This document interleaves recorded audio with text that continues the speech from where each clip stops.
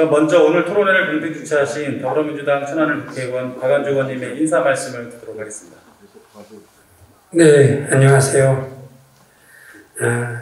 오늘 토론회 공동 주최하는 박완주 의원입니다.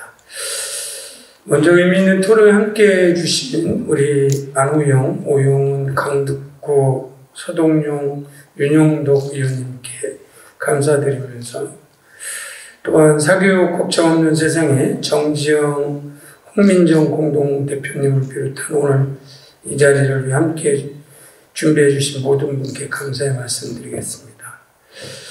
오늘 이곳 대회의실은 국회에서 제일 큰 회의장입니다.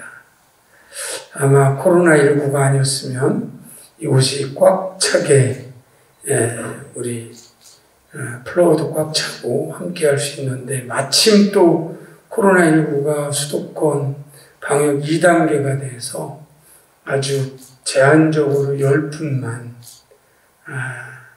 이렇게 토론에 참가할 수 있어서 좀 아쉽긴 합니다. 대신 유튜브로 전국 어디서든지 보실 수 있으니까 좋은 의견은 실시간으로 올려주시면 좋겠습니다. 아울러서 이곳은 제가 4년 전에 코로나가 없을 때 토론회를 개최했는데 딱 15명이 왔었습니다. 그게 직불금, 쌀값 직불금 개편에 대해서 토론회였는데 굉장히 아쉽다 생각했는데 결국은 이곳에서 논의됐던 토론회가 20대 공익형 직불금 개편을 이뤄내는 토대가 됐던 장소이기도 합니다. 오늘 토론회는 제목에서 알 수 있듯이 추신학교 차별금지법을 제정하기 위한 토론회입니다. 추신학교 차별금지법과 관련한 제정법은 이미 20대 국회에서 오영훈 국회의원님 발의안을 포함하여 6건 정도 발의됐지만 제대로 된 논의조차 못하고 임기 만료 폐기되었습니다. 21대 국회는 달라야 합니다. 추신학교 차별금지법 제정으로 학벌, 학력이 모든 것을 좌우한다는 이른바 학력지상주의와 이에 따른 사교육비 문제, 학벌, 학력 간 지나친 임금격차, 대학 서열화로 인한 지방 소멸 문제 등 우리 사회에 만연한 고질적인 문제를 해결해야 합니다. 그 중에서도 저는 행정안전위원회 위원으로서 추신학교 차별에 따른 지방 소멸 문제에 주목하고 있습니다. 대학 서열화와 그에 따른 추신학교 차별이 지방대학 붕괴 등 지방 소멸을 초래하는 악순환의 고리로 이어지고 있기 때문입니다. 이제 추신학교 차별금지법 제정으로 대한민국이 새로운 미래를 열어 나가야 할 것입니다. 추신학교에 따른 부당한 차별이 없어야 고용도, 교육도, 지방도 바로 설 수 있습니다. 그런 의미에서 오늘 이 자리 대한민국의 미래를 위한 귀중한 자리가 되길 기대합니다. 끝으로 오늘 토론회를 위해 자장으로 함께해 주신 전남대 김상봉 교수님과 발제를 맡아주신 사교육 걱정 없는 세상 홍민정 공동대표님, 그리고 토론자로 나서주신 국가인권위원회 박한우 조사관님, 최영희 학부모님, 대학교육협의회 백정아 고등교육연구소장님, 최지은 취업준비생님, 고용노동부 김용중 노동시장 정책관님, 그리고 교육부 김문희 정책기획관님께 진심으로 감사의 말씀 드립니다. 이제 반드시 이번에 21대에는 20대 다 이루지 못했던 우리 추신학교 차별금지법이 꼭 통과될 수 있도록 함께 하신 의원님과 함께 끝까지 최선의 노력을 다하겠다는 말씀 드리겠습니다. 고맙습니다. 네, 박완주 의원님의 인사 말씀 잘 들었습니다. 다음으로는 오영은 의원님의 인사 말씀 듣겠습니다. 네, 반갑습니다. 오영은 의원입니다. 감회가 새롭습니다. 20대 국회 때 출신학교 차별금지법 제1호 법안을 대표 발의해서 제출했었는데 여전히 이 토론회를 다시 해야 되는 상황에 대해서 매우 안타까운 현실이라고 생각하고요. 출신학교 차별의 문제가 그 전에 비해서 오히려 더 심화되고 있는 그런 또 현상이 나타나고 있는 부분에 대해서도 안타깝게 생각합니다. 또 오늘 사교육 걱정 없는 세상하고 같이 준비를 했었는데 벌써 이제 송인수 대표님 또 그만두시고 또 새로운 정재영 대표님, 홍민정 대표님 새롭게 또 사각세를 이끌어주고 계신 데 대해서 고마운 말씀드립니다. 제가 볼 때는 아마 박완주 의원님께서 짊어지고 또 나가시면 성과를 또 잘 내시는 분이기 때문에 이번에는 꼭 성과를 낼 수 있지 않을까라는 기대를 하고 있고요. 또 우리 당의 또 여건도 20대와는 또 많은 달라진 부분들이 있기 때문에 이번에는 반드시 출신학교 차별금지법이 국회에서 통과됐으면 하는 바람을 갖습니다. 자, 20대에서는 아마 경운위에서 공청회까지 진행이 됐었는데 그 이상 진행이 되지 못했던 한계가 있었습니다. 21대 새로이 조성된 이 국회에서 반드시 출신학교 차별금지법이 제정되어지고 우리 아이들이 또 새로운 희망을 가지고 대한민국을 이끌어갈 수 있도록 여러분의 지혜를 모아주시길 부탁드리겠습니다. 감사합니다. 네, 오영은 의원님 인사 말씀 잘 들었습니다. 다음으로는 사교육 걱정 없는 세상의 정지현 공동대표님의 인사 말씀 듣겠습니다. 네, 안녕하세요. 사교육 걱정 없는 세상 공동대표 정지현입니다. 오늘 이렇게 코로나에도 불구하고 저희가 이 토론회를 취소하지 않고 그래도 이렇게 무관중이지만 개최할 수 있게 되어서 네, 너무나 또 벅찬 마음이고 또 감사하게 생각하고 있습니다. 사교육 걱정 없는 세상은 2016년부터 출신학교 차별금지법 제정운동을 해왔습니다. 많은 시민들과 함께 서명운동, 또 1인 시위, 토론회, 그리고 전국 지역들을 저희가 공청회를 돌면서 이 법 제정을 위한 다양한 캠페인 등을 시민들과 함께 벌여왔습니다. 그 결과 20대 국회에서 출신학교 차별금지법과 관련한 제정법이 6건이 발의되었고 또 공공부문의 블라인드 채용이 의무화되기도 했습니다. 또 대입에서는 출신고교 이름을 서류와 면접 전형에서 가리는 블라인드 입시가 전면 도입되기도 했습니다. 정부가 공공부문 블라인드 채용과 또 블라인드 입시를 도입한 것은 출신학교에 따른 차별이 공공성을 저해하고 또 심각한 사회적 문제 또 교육적 문제를 파생시킨다는 것에 매우 공감했기 때문이라고 생각을 합니다. 하지만 안타깝게도 20대 국회에서는 6개 법안이 발의에 그치고 제대로 논의되지 못한 채 20대 국회가 끝났습니다.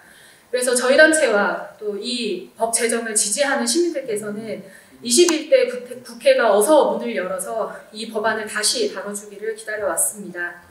오늘 이렇게 6분의 의원들과 함께 토론회를 개최하게 되었는데요. 네, 박완주 의원님, 안호영 의원님, 오영은 의원님, 또 강덕구 의원님, 서동용 의원님, 윤영덕 의원님 이렇게 6분의 의원들과 함께 토론회를 개최하게 된 것은 매우 중요한 의미라고 생각을 합니다. 국민들이 원하는 대로 머지않아 이 법이 통과될 것이라고 저희는 믿습니다.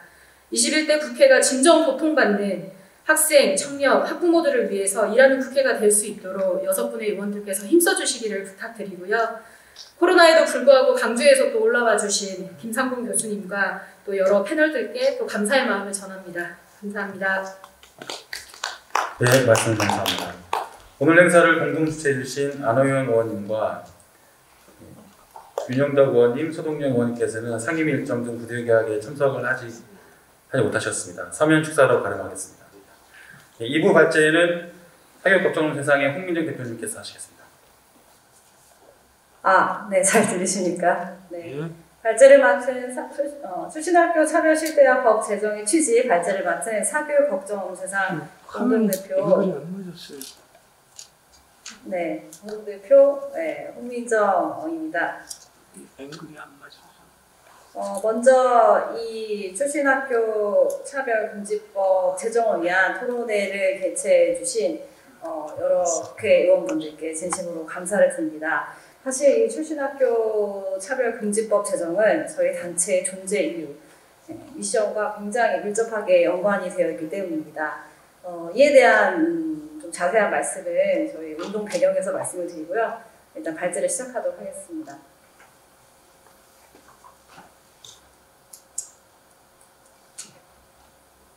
네, 먼저 발제 순서를 말씀드리도록 하겠습니다. 아까 말씀드린 그 법 제정의 운동 배경에 대해서 먼저 소개를 드리고요. 그 다음에 출신학교 차별 실태를 세 가지 영역에서 살펴보도록 하겠습니다.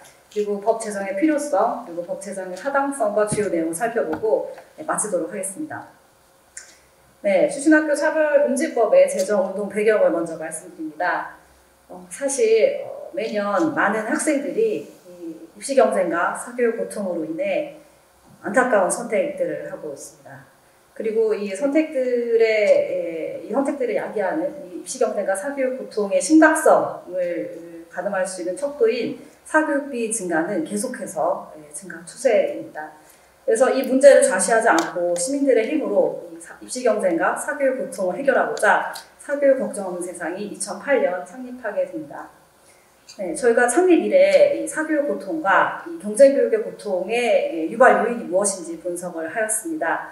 네, 그 중에서 가장 핵심적인 요인 중에 하나는 이 출신학교, 채용시의 출신학교 차별 관행이었습니다.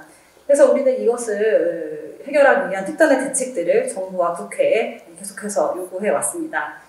다행스럽게도 문재인 정부 출범 당시 이 학력, 학벌 차별 관행을 철폐하겠다는 이 아젠다가 100대 국정과제 중 하나로 선정되었습니다.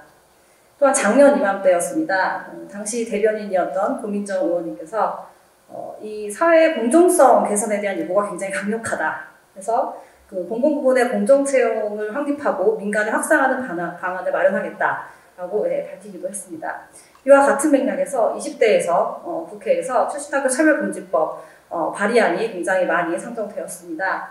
개정법만 6개였고요. 개정안까지 하면 또 수십 개 이르는 법안들이 발의가 되었습니다. 그러나 아쉽게도 20대 국회에서 제대로 된 법안 심사하지 못하고 임기 만료로 폐기되기 이르렀습니다. 그래서 21대 국회에서는 반드시 출신학교 차별금지법이 제정돼야 하기에 그 전초 단계인 오늘의 토론회가 더욱더 중요하고 의미 있다는 것입니다. 다음으로 이 출신학교 차별이 얼마나 우리 삶 속에 깊숙이 녹아들어 있는지 그 실태에 대해 세 가지 영역에 걸쳐서 살펴보도록 하겠습니다. 먼저 채용의 영역입니다. 최근에 사실 밝혀진 사례인데요. 고려대 의뢰원이 2019년까지도 출신학교를 이유로 차별했다는 사실이 밝혀졌습니다. 이 수능 배치표 기준으로 사실 채용의 모든 합리적인 기준으로 삼아서 대학을 5단계로 나누고 점수를 차등부여했던 것입니다. 연세대 의료원도 마찬가지입니다. 이 출신 대학의 점수를 80점에서 50점까지 차등 부여하고 있었습니다.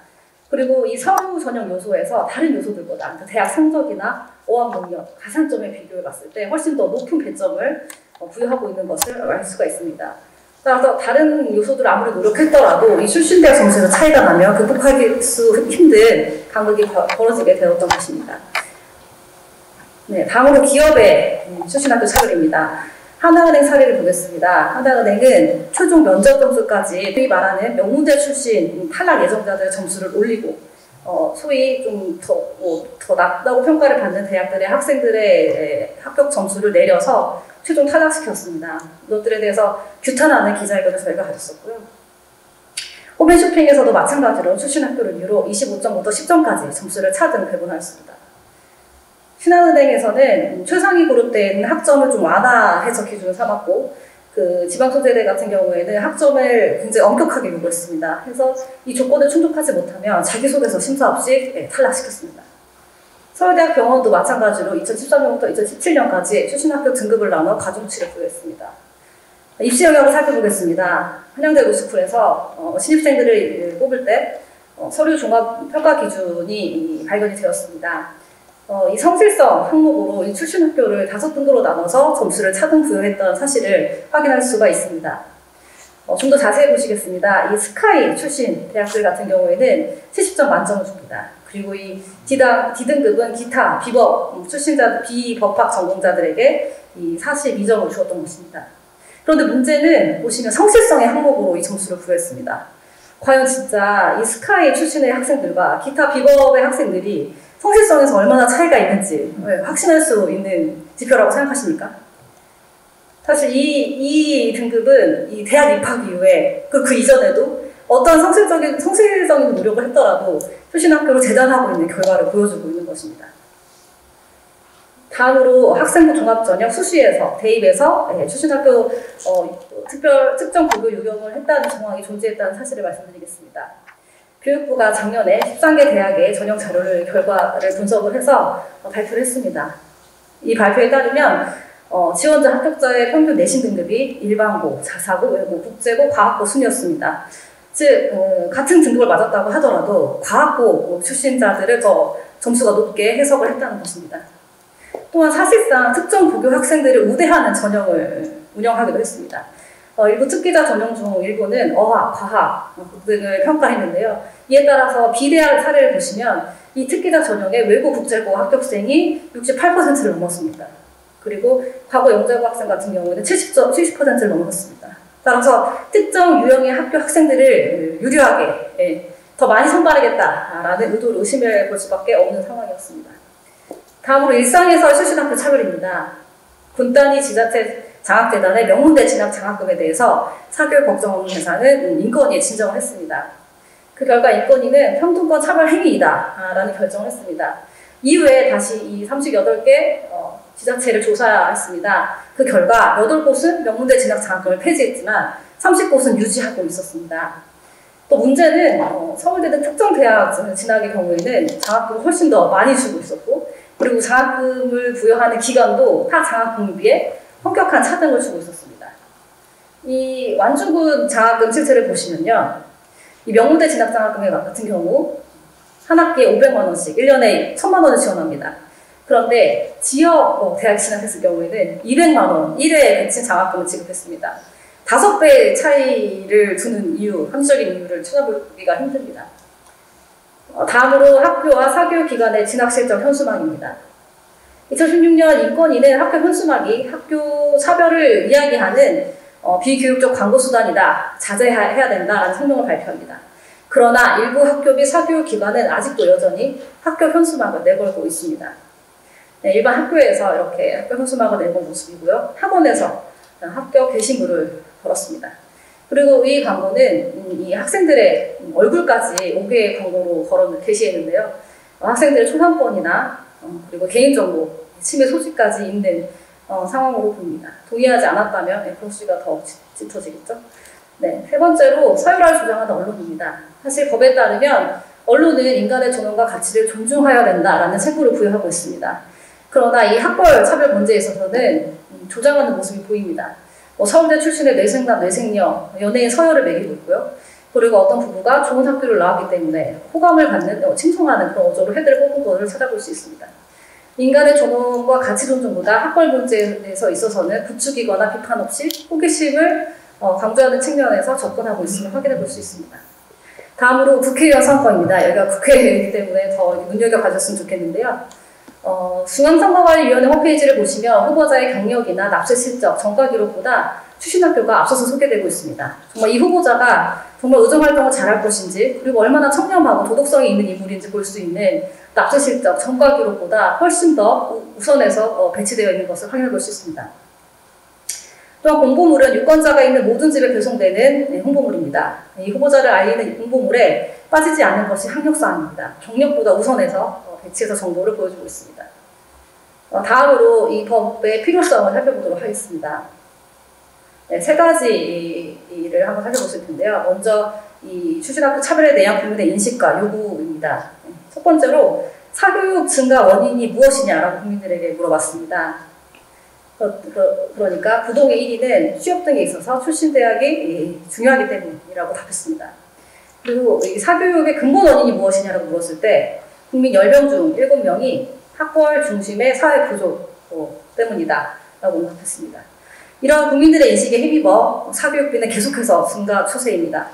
2019년도 조사에 따르면 사교육비 1인당 사교육비 액수는 32.1만 원으로 역대 최고치를 기록했습니다. 증가폭도 최대치였습니다.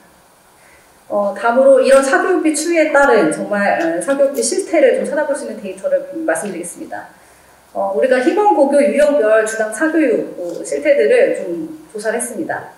토1까지 학원에 가는 비율이 21%에서 48%까지 나타났습니다. 또한 매일 4시간 이상 학원 수강하는 인원은 과학고, 영재학교 희망 학생의 경우 21.5%가 나타났습니다. 그리고 10시 이후 학원을 마친다는 학생들이 자사고 학생들의 경우 59.5%, 60% 가까이 나타났습니다.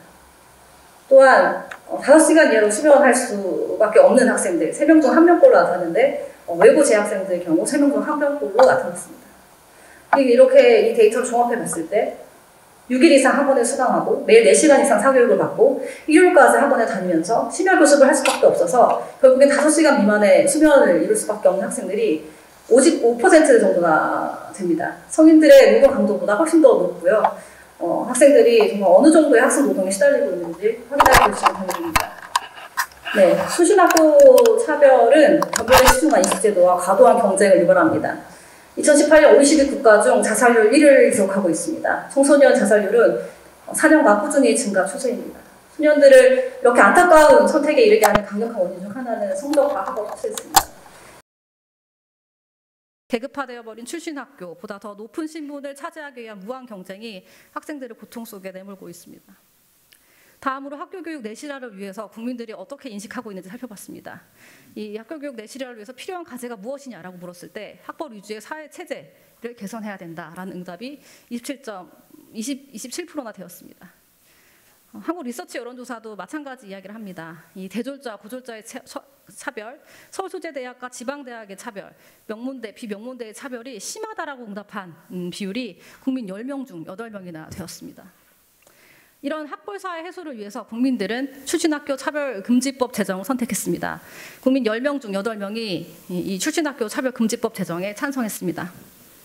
그런데 지금 현재 출신학교 차별을 금지하는 법이 없을까요?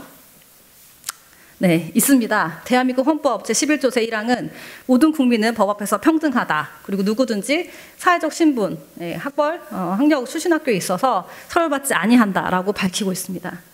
이런 헌법 정신을 이어서 고용정책기본법 또한 학력, 출신학교를 이유로 차별해서는 아니 된다라는 금지 조항을 두고 있습니다. 국가인권위원회법도 마찬가지입니다. 학력 등을 이유로 고용에 있어서 불리하게 대우하거나 차별하면 아니 된다라고 말을 하고 있습니다. 국가인권위원회 보고서는 입사지원서에서는 직무 관련성이 있는 내용만을 기재하는 게 바람직하다라고 권고하고 있습니다. 네, 이렇게 출신학교 차별 금지는 헌법과 법률이 금지하는 평등권 침해 행위였고 해서는 안 될 금지 행위입니다. 그러나 그 연세대 사례나 고려대 사례에서 출신학교를 이유로 차별한 정황이 발견되었지만 어떤 제재 처분을 받았는지 아십니까? 네, 기관 경고나 경고 이런 수준의 솜방망이 처벌에 그쳤습니다. 헌법과 법률의 정신을 바탕으로 어떻게 차별해서는 아니 되고 또 차별할 경우 어떤 제재를 받게 되는지 구체적으로 명시한 법이 필요한 상황입니다. 이 법이 제정된다면 헌법과 법률의 실효성을 담보할 수 있을 것이라고 기대하고 있습니다. 네, 다음으로 정책적 한계 때문에 이 출신학교 차별금지법 제정이 필요하다라고 보입니다. 공공기관에서는 블라인드 채용이 의무화되고 있습니다. 블라인드 채용 많이 들어보셨을 텐데요. 채용 과정에서 편견이 개입되는 학력, 출신학교, 출신지 이러한 항목들을 블라인드하고 직무 능력을 평가하여 인재를 채용하는 방식입니다. 잠깐 살펴보시겠습니다. 기존 채용에서는 채용 공고도 굉장히 불친절합니다. 행정직 땡땡명, 기술직 땡땡명 단순한 정보를 제공하죠. 하지만 블라인드 채용에서는 채용 분야에 필요한 직무 능력을 상세하게 제공해서 지원자와 이 사업주 간의 이 미스매치를 굉장히 줄일 수가 있습니다. 또한 서류 전형에서도 직무와 무관한 항목들을 요구해왔습니다. 기존에는. 하지만 블라인드 채용에서는 직무와 무관한 기재사항은 블라인드 하도록 하고 있고 직무와 관련된 교육, 기간, 교육, 자격, 그리고 경험, 경력 등의 사항들을 기술하도록 되어 있습니다. 필기시험도 마찬가지입니다. 단순 지식 중심이었다면 블라인드 채용은 직무 능력 중심의 평가를 하고 있습니다. 면접 또한 비구조화된 면접으로 성장 배경 등을 묻는 질문을 기존에 해왔다면 블라인드 채용에서는 직무 능력을 평가할 수 있는 구조화된 면접을 실시하고 있습니다. 하지만 이런 블라인드 채용은 공기업에게만 의무화되어 있습니다. 전체 일자리 규모의 9%만 차지하고 있는데요. 나머지 91%의 민간 기업에는 의무적으로 적용되지 못하고 있는 상황입니다. 따라서 이 데이터를 보시면 총 126개 기업 중 99.2%가 출신학교 기재를 요구하고 있다라는 데이터를 확인해 볼 수가 있습니다. 2019년 자료입니다. 자코리아에서 조사한 결과 민간 대기업 70% 이상이 채용대 출신학교를 고려한다라는 데이터를 확인해 볼 수 있습니다. 정책적으로 한계가 분명하다는 것을 인식할 수 있는 대목이고요. 법률로 의무화할 필요가 있다고 보여집니다. 다음으로 법 제정의 효과입니다. 효과는 세 가지가 있는데요. 먼저 기업의 생산성과 효율성을 이 출신학교 차별금지법, 블라인드 채용 의무화로 제고할 수 있다는 것입니다. 먼저 이 블라인드 채용, 직무 능력 중심의 채용을 하면 직무 적합성이 높은 지원자를 선발하게 됩니다. 또 예상 직무에 대한 괴리감이 당연히 해소될 것이고요. 업무 만족도가 높아질 것입니다. 이에 따라서 조기 퇴사율과 이직률이 감소합니다. 기업으로서는 숙련된 근로자를 계속해서 채용할 수 있기 때문에 결국엔 생산성과 효율성 제고로 이어지게 될 수 있을 것입니다. 또한 충성도와 자긍심이 향상하고 조직 역량이 강화해서 성과를 창출할 수 있습니다. 다음부터는 이 공공기관 블라인드 채용이 성과에 대해서 연구한 보고서를 바탕으로 구성을 해보았습니다. 그 연구에서 기존 채용으로 입사한 사원들과 블라인드 채용으로 입사한 사원을 비교해 보았을 때 직무 역량과 조직 적응도를 어떻게 평가하느냐라고 질문했습니다. 조사 대상자들은 평균값이 직무 역량 3.32점, 조직 적응도 3.29점으로 블라인드 채용으로 신입사원들의 직무 역량과 조직 적응도가 개선되었다라고 응답하고 있습니다.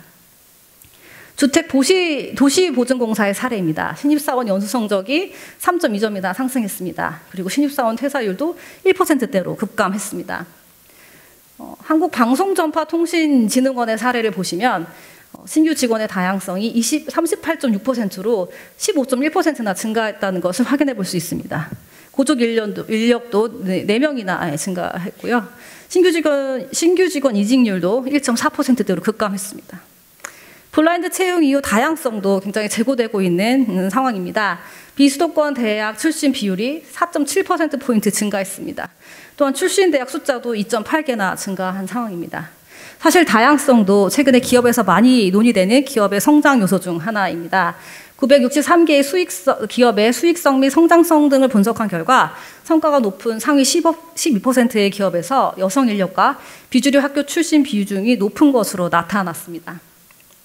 다음으로 이 출신학교 블라인드 채용으로 인해서 공정성이 보장됐다라는 데이터를 확인해 볼 수가 있습니다.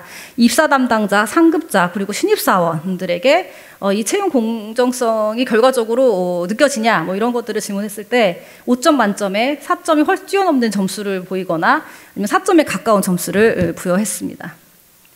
또한 신입사원의 직무 만족도가 3.97점, 조직 몰입도 3.8점, 그리고 이직 의도가 2.64점으로 나타나서 공정하게 인식할수록 직무 태도도 좋게 나타나 결국에는 이 또 기업의 효율성까지 증대될 수 있는 상황으로 보여집니다. 공정성 보장을 위해서 출신학교를 블라인드 했다. 그리고 직무 능력 중심으로 뽑았다. 그런데 사실 이게 과연 공정한 것인가? 사실 출신 대학은 노력과 능력의 지표 아닌가? 이거를 반영하지 않는 것이 오히려 불공정한 것이 아닌가? 라는 반문을 해주시는 분들도 있습니다. 네, 그게 그렇지 않다라는 걸 확인해 볼 수 있는 데이터를 보여드리려고 합니다. 보시면 서울대 국가장학금 신청자 소득 분위별 현황입니다. 보시면 서울대 입학생 중 68점, 제가 잘 안 보이는데요. 68% 이상의 학생들이 고소득층이었습니다. 이 고소득층은 월소득 950만 원, 최소 950만 원을 수익이 있어야, 소득이 있어야 이 고소득층으로 분류됩니다.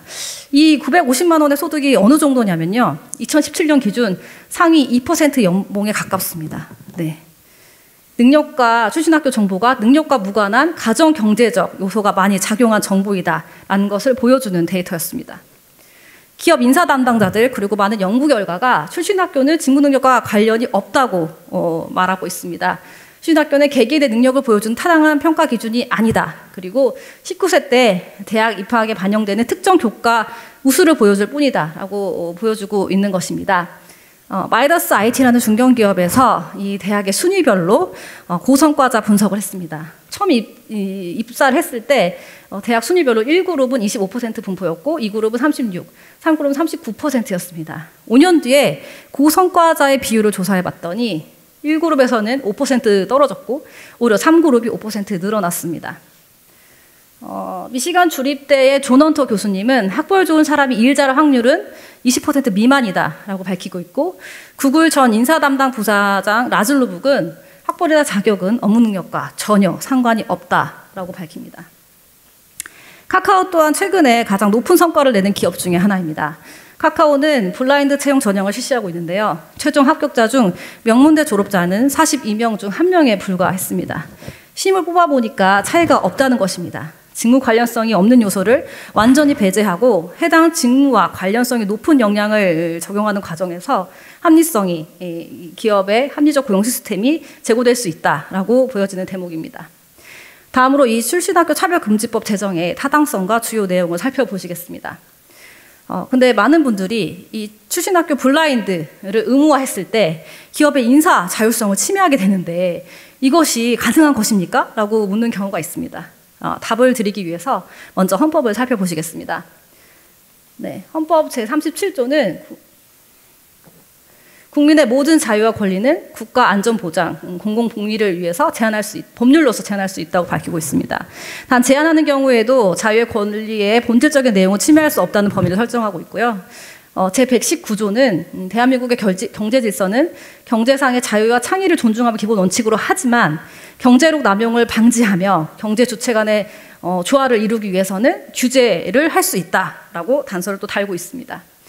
이를 토대로 대법원의 해석을 보시겠습니다. 공공권리를 실현하기 위해서는 법률로서 어느 정도 경제 주체의 경제 활동의 자유를 제한하게 되더라도 그 제한에 정당한 목적이 있고 또 합리적인 수단에 의하고 있고 개인의 자유와 권리의 본질적인 내용을 침해하는 것이 아니라면 그 해당 경제 주체는 이를 따라야 된다라고 판결을 내리고 있는 것입니다. 이런 논리의 전제로 출신학교 차별금지법이 법적 타당성을 한번 검토해 보았습니다. 출신학교 차별금지법은 인간의 존엄과 가치를 구현하고 평등권 실현을 목적으로 하기 때문에 그 정당성이 인정됩니다. 또한 제한되는 기업의 자유 또한 인사 자율성 등 폭넓은 제한이 가능한 직업 수행의 자유에 해당합니다.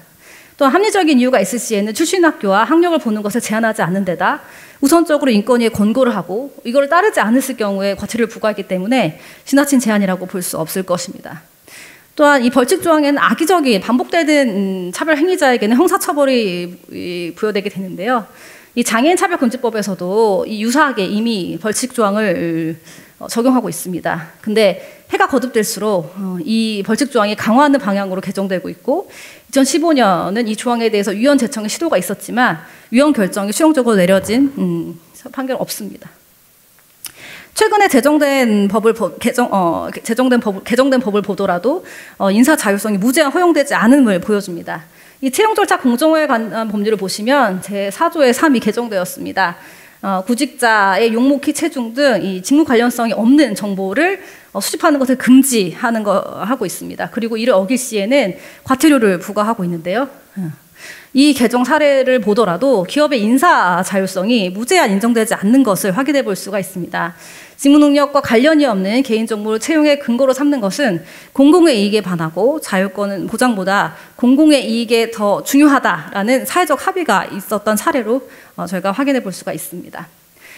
마지막으로 서강대 법학전문대학원 헌법학자인 임지봉 교수님은 이 법안이 실현하는 평등권은 사기업과 입사 지원자의 고용관계, 사인 간의 법률관계에서도 충분히 적용될 수 있다고 밝히고 있습니다. 그리고 이 사기업의 고용에서 합리적인 이유 없는 차별을 금지하고 있는 것은 사기업의 자율성을 침해하는 위헌적인 차별 금지가 아니다라고 피력을 하고 있는 것입니다. 다음으로 이 법안의 주요 내용을 살펴보겠습니다. 5가지로 정리해봤습니다. 먼저 첫 번째, 고용 전 과정에서 출신학교를 블라인드 한다는 점입니다. 이 법안에 보시면 이 모집에 있어서도 블라인드를 요구하고 있고 서류 평가에 있어서도 그리고 면접에 있어서도 이 전 과정에서 출신학교 블라인드를 의무화하고 있습니다. 다음으로 교육에 있어서 출신학교 차별 금지입니다. 교육에 있어서 또한 입학 전형 자료에 제출할 수 없도록 하고 있고 면접에서도 출신학교 내용의 질문을 할 수 없도록 하고 있습니다. 다음으로 세 번째는 차별을 조장하는 방송 광고 표시의 금지입니다. 인권위가 이런 학벌 조장하는 광고 수단 제재 성명을 발표했고요. 이에 따라서 저희 법안에서도 차별을 표시하거나 조장하는 방송 광고 기사 게시를 직접 하거나 허용하는 행위를 금지하고 있습니다. 다음으로는 차별 확인을 위한 정보 공개 의무 부여입니다. 사실 이런 차별 행위에 대해서 다툼이 있을 경우 유력한 증거 그리고 유의미한 자료들을 보통 차별 행위자가 갖고 있는 경우가 많습니다. 정보의 비대칭성이 유발될 수밖에 없는 사례인데요. 이런 것들을 해소하기 위해 차별받았다고 주장하는 자는 차별 행위자에게 정보 공개를 할 수 있고 그리고 정보 공개를 요청할 수가 있고 그 청구를 받은 자는 정당한 사유가 없으면 의무적으로 그 내용을 공개하도록 제시하고 있습니다. 이렇게 정보 공개가 이렇게 분쟁에 있어서 공평한 결과를 유발하는 것도 있지만 이 정보를 공개를 의무화함으로써 사업주 자체가 이런 사항들에서 조심하고 또 경계할 수 있다는 점에서 더 의미가 있는 조항이라고 할 수 있겠습니다. 마지막으로 위반시 벌칙 조항입니다. 이 차별을 받았다고 주장하는 자는 인권위에 진정을 할 수 있습니다. 인권위가 이를 차별 행위라고 결정을 하고 시정명령을 내립니다. 시정명령 위반 시에 과태료가 부과되는 구조로 설정이 되어 있고 또한 이런 거와 별개로 이 법에서 금지한 차별 행위를 하고 그 행위가 악의적인 것으로 인정될 경우 법원은 바로 형사처벌을 할 수 있도록 벌칙을 부과하고 있습니다. 또한 이런 차별 행위에 대해서 진정하거나 자료 제출하거나 증인을 서거나 또 소송 신고를 했다는 이유로 불리한 처를 했을 경우 그 불리한 처우를 한 자에게 또 2년 이하의 징역과 1천만 원 이하의 형사처벌을 가능하도록 하고 있습니다. 저도 같은 부모로서 이 영상을 볼 때마다 굉장히 가슴이 아픕니다. 출신학교 차별로 인해서 매우 어린 학생들까지도 이 무한 경쟁의 굴레에 갇혀 살 수밖에 없는 이 현실, 이런 현실을 해결하기 위해서라도 이 출신학교 차별금지법 제정이 반드시 필요하다라는 말씀을 드리면서 발제를 마치도록 하겠습니다. 네, 감사합니다. 네, 여러분 안녕하세요. 저는 출신학교 차별금지법 도입을 위한 입법토론회 사회를 맡은 김상봉입니다. 반갑습니다. 우선 이 행사를 준비하시느라고 너무 고생하신 사교육 걱정 없는 세상의 우리 홍민정 대표님께 진심으로 감사드립니다. 조금 전에 그 발제를 해주셨는데요. 가끔 이 사교육 걱정 없는 세상에서 이 출신학교 차별금지법에 관해서 토론회를 진행할 때 저도 참석을 했었는데 20대 국회였죠. 20대 국회에서 비슷한 그 행사가 있었을 때 제가 느꼈던 것에 비하면 여러 해가 지나는 동안에 다시 조금 더 전문적이고 그리고 조금 더 설득력 있는 어떤 그 대안을 가지고 오셨다라는 느낌을 받았습니다. 한편에서는 우리 사회의 이 문제, 이 학력 또는 학벌에 의한 차별이 전혀 근본에 있어서는 이제 개선되지 않고 있다라고 하는 것이 안타까운 일이지만 또 다른 한편에서는 지속적으로 사교육 걱정 없는 세상과 뜻있는 국회의원님들 그리고 많은 학부모님들, 시민 여러분들께서 이 문제에 대해서 지속적인 관심을 가지고 이 문제를 해결하고 또 상황을 개선해 보기 위해서 많이 애를 쓰시는 것이 그래도 희망이라고 생각됩니다. 부디 21대 국회에서는 이 출신학교 차별금지법이 정식으로 제정이 되어서 우리 학생들 그리고 학부모님들께 그리고 전체 우리 사회를 위해서도 이것이 희망이 되기를 진심으로 바람하지 않습니다. 그러면 지금부터 약 1시간 동안 발제해 주신 내용에 기초해서 토론을 진행하겠는데요. 우선 국가인권위원회 박한우 조사관님께서 먼저 발제에 대해서 토론을 해 주시겠습니다. 예, 부탁드립니다. 네. 안녕하십니까. 저는 국가인권위원회에서 차별사건 조사를 담당하고 있는 박한우 사무관입니다. 오늘 우선 이런 의미 있는 토론회에 토론자로 초대해 주신 행사 토론회 주최 측에 감사 말씀드립니다. 예, 그럼 토론을 시작하겠습니다. 발제자께서 발제문을 통해 우리 사회 곳곳에서 얼마나 학벌주의가 팽배한지 정확히 지적해 주셔서 차별 업무를 담당하는 국가기관의 직원으로서 그 심각성을 다시 한번 느껴볼 수 있는 좋은 기회였습니다. 외국의 경우 학력을 이유로 한 차별이 심각하지 않은 것에 비해 우리 사회의 경우 특히 학력과 출신 학교를 이유로 한 차별이 특히 고용 분야 그리고 교육 영역에서 심각한 상황이라는 발제자의 의견에 동의합니다. 우리 위원회가 2016년도에 실시한 인권의식 조사에 따르면 차별을 경험한 사유로 성, 나이 다음으로 학력이나 학벌이라고 응답하였고, 그리고 인권위원회의 차별 관련 진정사건 현황을 살펴보면 학력차별 관련 진정사건이 19개의 차별 사유 중 장애, 사회적 신분, 나이, 성별 다음으로 많이 접수되고 있었습니다. 위와 같은 상황들을 볼 때도 우리 사회에서 학력차별이 얼마나 심각한지를 보여주는 하나의 증거라고 할 수 있습니다. 우리 위원회에 접수된 학력 관련 진정사건은 주로 발제자께서 말씀해 주신 건 출신 학교 중심이었었는데 주로 저희는 출신 학교보다는 고졸자와 대졸자 간의 차별 사건이 다수를 차지하는 것으로 보입니다.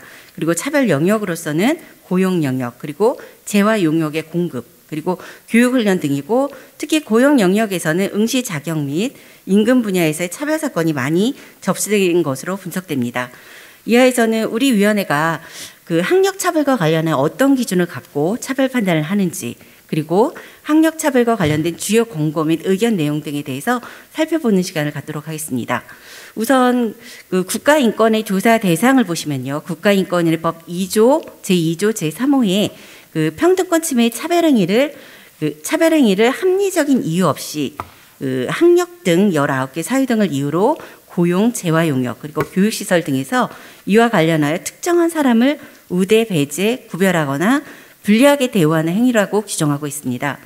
우리 위원회법에는 위 19개 차별 사유 중 하나인 학력의 정의를 법률로 규정하고 있지는 않습니다. 그러나 우리 위원회가 2020년 6월 30일 국회에 의견 표명을 하면서 제시한 평등법 시안에 보시면 학력을 제가 토론회 내용에 기재한 것 같이 이렇게 정의를 하고 있습니다. 그래서 우리 위원회도 위 평등법 시안에서 제시하고 있는 학력의 정의에 따라 차별 여부를 판단하고 있습니다.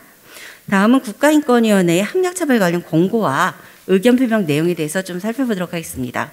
우선 학력차별 관련 공고 내용입니다. 학력차별과 관련하여 국가인권위가 공고한 주요 사례를 고용 영역, 재화 용역 등의 공급과 이용 영역, 그리고 교육훈련과 그 이용과 관련된 영역으로 나눠 살펴볼 수 있습니다. 우선 고용 영역을 먼저 살펴보시면 특히 모집 및 채용 과정에서의 학력차별이 심각하게 나타나고 있습니다.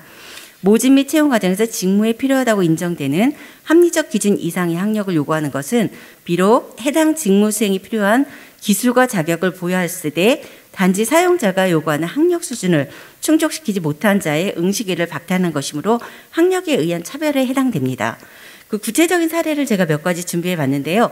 자세한 사례 내용은 저희 홈페이지에서 확인해 보실 수 있고요. 저는 주요 내용에 대해서만 간단하게 설명하는 방식으로 진행하도록 하겠습니다. 우선 첫 번째 사례를 보시면 은행에서 신입직원 공채에서 지원 자격을 4년제 대졸 이상으로 제한한 사건입니다. 이 사건에 대해서 인권위는 대졸 이상의 지식 수준이 필요한 직무는 업무의 일부에 지원하지 않고, 그리고 신입직원 전원에게 응시 자격을 대졸 학력자로 제한하는 것은 고졸 이하 학력자들의 응시 기회를 박탈하는 것이라고 판단하여 권고를 하였습니다. 그리고 두 번째로 항공사 국제선 승무원의 자격 요건을 4년제 대졸로 제한한 사례입니다. 이에 대해서 인권위는 현행 국제선 승무원 선발 절차에 외국어 능력 등 업무 수행이 필요한 기본적 능력과 개인의 성격 여부를 판단할 수 있는 수단이 존재한다는 점 등에서 4년제 대학 이상의 학력을 국제선 승무원 지원을 위한 필수적 자격 요건이라고 아니라고 판단하여 권고를 하였습니다. 그리고 사례 3을 보시면 모집 단계에서 학력별 직급 분리 모집 차별한 사례입니다. 그래서 A 회사에서 정규직 신입 직원을 모집하면서 4년제 정규 직업 졸업자는 5급, 그리고 전문대와 고등학교 졸업자는 6급 중급 및 6급 초급으로 각각 응시할 수 있도록 제한한 사건입니다. 그래서 인권위는 학력별 직급 분리 모집이 호봉을 달리 대우하는 것에 그치지 것이 아니라 채용 이후에도 인문과 승진에 지속적으로 영향을 미치고 있으므로 학력별 직급 분리 채용을 중지하라고 권고하였습니다. 사례 4를 보시면 항공조종사 채용 응시 자격에서 항공운항 관련 학과 졸업자로 제한한 사례입니다. 이것은 국가기관에서 이제 차별한 사례인데요. 이에 대해서 인권위는 항공운항 관련 학과 졸업자 제한 규정은 지원자 집단이 매우 소수가 될 수밖에 없었습니다. 그래서 원칙적으로 학력 요건을 갖추지 못한 자의 응시 기회를 원칙적으로 박탈하는 것으로 보아 차별이라고 판단하였습니다. 그리고 다음 사례를 보시면 이거는 제가 담당한 사건이었습니다. 그래서 여론조사 기관에서 대선 출구조사원 모집 시에 학력 차별을 한 사례입니다. 그래서 A사는 대통령 선거 방송사 공동출구 조사원을 모집하면서 모집 대상을 해당 지역 소재 대상 여학생으로 선정했습니다. 그래서 이 사건 같은 경우는 성차별, 여학생으로 제한한 성차별도 있었고, 그리고 대학생으로 제한한 학력차별 두 가지 문제가 같이 있었습니다. 그래서 여성차별한 거에 대해서는 이 기관 자체에서 차별을 시정했기 때문에 저희가 조사를 권고를 하지 않았고요. 학력 차별에 대해서만 저희가 권고를 했고, 그래서 인권위는 조사원이 수행하는 업무 내용과 학력 사이에 어떤 관련성이 있음을 입증할 객관적인 주장이나 자료가 발견되지 않았으므로 일반인과 대학생을 구별하여 모집해야 할 합리적인 이유가 없다고 하여 차별 행위로 판단하였습니다. 그리고 마지막 사례 6은 대기업 생산직 채용 시 대졸자 배제 차별 사례입니다. 이 사례는 조금 기존에 저희가 권고했던 내용하고 좀 다릅니다. 대개 권고했던 내용이 고졸자를 제한하고 대졸자에 비해서 고졸자를 차별하는 이런 사건이었었는데, 이거는 고졸자에 비해서 대졸자를 제한하는 거였습니다. 그래서 특별한 좀 다른 차별 사례였는데, 여기에서 이것을 봤을 때 저희가 인권위는 학력과 직무와의 관련성을 찾아볼 수 없었고, 그리고 여기를 고졸자를 우대한다기보다 이 회사의 같은 경우는 학력에 따라 요구되는 역할에 관한 우리 사회의 고정관념에 근거한 것을 인정하고 있다는 점. 그래서 생산직은 대졸자를 뽑지 않았던 거죠. 그래서 이런 것을 비춰볼 때 회사의 생산직 채용 시 학력 제한은 직무와 무관한 것으로 그 합리성을 인정하기 어렵다고 보아 저희가 이 모집 시 4년제 대학 졸업자를 배제하지 않도록 권고한 사례입니다. 그리고 두 번째는 임금 등에 대한 학력 차별입니다. 그래서 이거는 국가기관에서 실업계 교원 호봉 산정 시 대졸전 경력 상향 인정 배제 차별입니다. 그래서 국가기관에서 실업계 교원의 임용 전 산업체 근무 경력을 상향 조정했습니다. 그때 이 당시에 대학 경력을 인정해주면서 대학 또는 전문대학 졸업 후의 경력만을 인정해주고 졸업 이전에 산업체 등에서 근무한 경력은 배제했습니다. 그래서 이것에 대해서 인권위는 이 고등교육 과정 이수에 상응하는 국가기술 자격 등을 취득한 경우에는 학사학위 또는 그 이상에 해당하는 전문성을 갖추었음을 충분히 입증 가능하다고 할 것이며, 그리고 산업기사 등 일정 수준 이상의 기술 자격을 취득하고 산업체에서 근무한 경력에 대해서조차 대졸자의 경력이 아니라는 이유로 상향 인정해서 배제하는 것은 차별이라고 판단하였습니다. 그리고 재화 용역 등의 공급과 이용 영역이 있어 차별인데요. 이거는 지금 사례가 지금 1, 2 두 가지로 있습니다. 그래서 1은 특별교부금 지급에 있어서 학력 인정 학교를 배제한 사건입니다. 그래서 메르스가 있었을 때 국가기관에서 메르스 예방 특별교부금을 교부하면서 학력 인정 학교에 대해서만 위 특별교부금을 교부하지 않았습니다. 그래서 저희 인권위는 메르스 확산이라는 동일한 상황에서 초중등 교육법상의 학교와 그리고 학력 인정 학교는 본질적으로 동일한 집단이라 인정했고요. 그래서 학력 인정 학교라는 이유로 교부금 대상에서 제외하는 것은 차별이라고 저희는 판단했습니다. 그리고 사례 2는 학력에 따른 사회복지사 1급 응시 자격 요건 차별입니다. 그래서 국가기관에서 사회복지사 1급 시험 응시 자격을 부여함에 있어서 4년제 대학 졸업자와 동일하게 사회복지 관련 교과목을 이수하였음에도 불구하고 전문대학 졸업자에게만 1년 이상의 실무 경력을 요구하는 것은 학력을 이유로 한 차별이라는 진정이 접수됐습니다. 이에 대해서 인권위는 4년제 대학 졸업자가 해당 직무와 전혀 상관없는 전공자라 하더라도 단지 학사학위를 소지했다는 이유로 전문대학 졸업자에 비해 해당 분야에 대한 일정 순위 이상의 전문 지식과 기술을 갖추었을 것으로 보고 전문대학 졸업자에 대해서만 일정 기간에 제가 너무 길어졌나 봐요. 그래서 이런 거에 대해서는 그 학력을 이루한 응시 자격 요건을 달리하지 않도록 저희가 개정을 권고했고요. 그리고 지금 시간이 많지 않으니까 제가 사례는 간단하게 넘어가도록 하겠습니다. 그래서 교육훈련에 있어서는 검정고시 출신자, 수시 모집하면서 검정고시 출신자를 제한한 것을 저희가 권고를 했고, 그리고 출신 대학에 따른 장학금 선발, 차별 이런 사건도 있었습니다. 그래서 2020년도 의견 표명한 내용과 비슷한데 이거는 지자체에서 그 학교별로 그 점수를 매겨서 장학생 선발을 달리한 내용입니다. 그래서 학력차별 관련 의견 표명은 제가 아까 발제자께서 얘기해 주셨던 내용과 동일해서 그 지자체 장학재단의 학교에 따른 장학금 지급 차별 의견 표명한 사례가 있었고요. 그리고 특정 학교 홍보물 게시에 대한 학벌차별 관련 관행을 개선하라 의견 표명이 있었습니다. 그래서 우리 위원회가 이렇게 같이 차별을 판단하고 있고요. 또 차별 예외상으로 보는 것도 있습니다. 그래서 두 가지 경우로 볼 수 있는데 그 진정 직업 자격일 때 학력이 진정 직업 자격일 때 이것을 차별 예외상으로 보고 있고요. 그리고 또 하나는 그 적극적인 조치 국가인권법에도 기재되어 있습니다. 적극적인 조치로 인해서 이렇게 하는 행위는 그 차별 행위를 보지 않고 있습니다. 따라서 인재할당, 지방인재, 채용 장려 이런 것은 저희가 학력 차별에 해당하지 않는 것으로 보고 있습니다.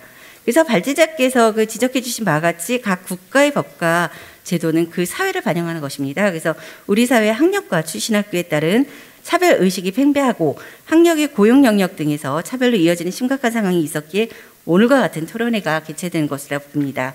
그러나 우리 위원회를 비롯해서 많은 분들이 학력 차별 문제를 해소하기 위해 노력하고 계시고 그렇기 때문에 우리 사회도 언젠가는 어느 학교 출신이냐에 따라 개인을 평가하는 것이 아니라 그 사람이 가지고 있는 역량과 능력을 판단하는 그런 사회로 변화되리라 기대해 봅니다. 이상 토론을 마치겠습니다. 감사합니다. 네, 고맙습니다. 사실은 주어진 시간이 넉넉치 않아서요.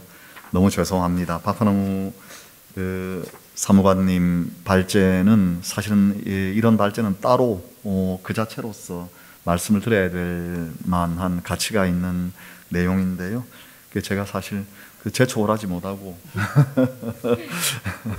그래서 그 시간을 조금 더 쓰실 수 있게 배려를 해드렸는데 그럼에도 불구하고 충분히 또 다 말씀 드릴 수 있는 시간을 못 드려서 대단히 죄송하게 생각합니다. 그 다음으로는 빨리빨리 진행을 하겠습니다. 인천에서 내 자녀의 학부모님이신 최영희 선생님 어느 쪽에 계신가요? 네. 워낙은 주최 측에서는 7분이라고 써놓았어요. 그래서 7분이 금방 갈 텐데 아무튼 잘 부탁드립니다. 발표 부탁드리겠습니다. 네, 안녕하세요. 전 소개받은 인천에서 내 자녀를 키우고 있는 학부모 최영희입니다. 먼저 학벌주의로 인해 나타나는 문제점을 몇 가지 말씀드리고 싶습니다. 첫째, 아이들의 삶이 행복하지 않습니다.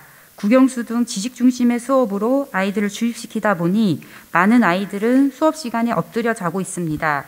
기업이 아이들에게 요구하는 기획력, 의사소통 능력, 문제 해결 능력은 학교에서 배우지 못한 채 상위권 아이들 정도만이 성적으로 줄 세우는 평가제도에 맞춰 경쟁하며 각자 도생하고 있습니다. 많은 아이들은 나는 어떤 사람인지, 나는 무엇이 하고 싶은지 내면을 탐색할 충분한 시간을 확보하지 못하고 깊은 고민을 하지 못한 채 무기력하게 학창시절을 보내고 있습니다. 이제 개천에서 용나는 시대는 지나갔습니다. 금수저 흙수저로 대변되듯이 내가 선택할 수 없는 부모의 재력에 따라 좋은 학벌과 좋은 직업을 얻기도 하고 알바하며 치열하게 살지만 비정규직이 되기도 하는 불공정한 사회 속에서 살게 되었습니다. 둘째, 부모의 삶이 행복하지 않습니다. 10년간 사교육비 추이는 꾸준히 올라 2019년에는 학생 1인당 32만 원이 나왔습니다. 초등학교 고학년이 되면서부터 엄마들은 아이들 학원비를 벌기 위해 일자리를 찾기 시작합니다.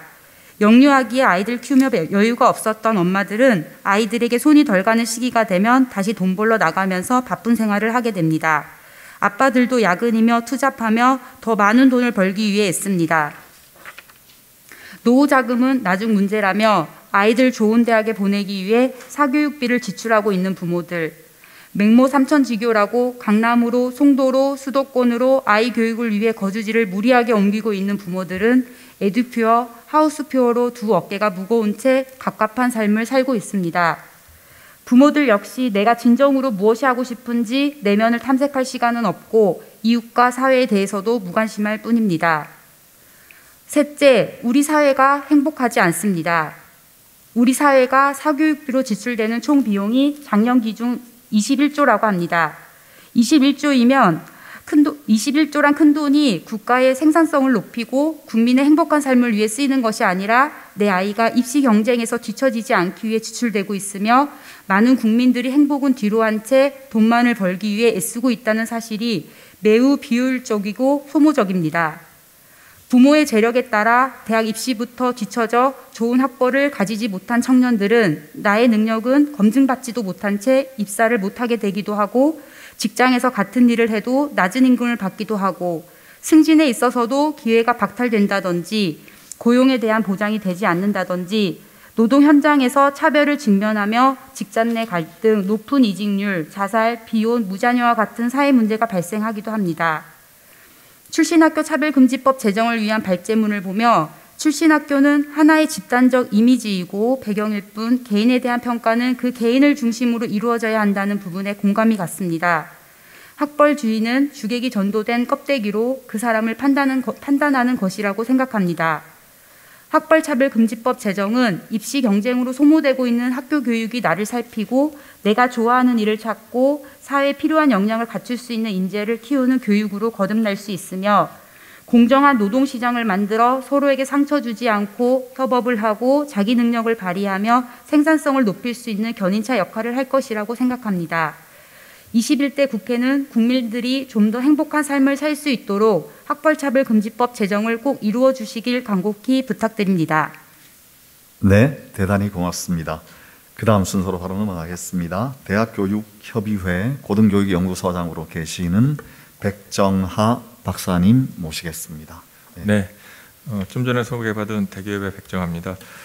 우리 사회는 학벌 중심 사회 경향이 강하고 그걸 개선하기 위해 여러 정책들이 실현되고 있지만 잘 안 되고 있는 것 같습니다. 헌법에서 보장하는 평등권 측면에서 출신 학교에 의한 차별받지 않고 능력에 따라 평가받는 것은 당연한 거고 그런 사회를 만들자고 하는 것도 당연한 것입니다. 근데 현실적으로 어려움이 있어서 출신 학교 차별금지법까지 만들어야지 된다는 것이 상당히 안타깝게 생각을 하고요. 능력 중심 사회를 구현하자는 것에 대해서 반대하는 사람은 없을 거고요. 출신학교 차별금지법이 제정되는 것과 관련해 가지고 생각해 볼 몇 가지를 좀 얘기하면서 토론자의 역할을 수행하려고 합니다.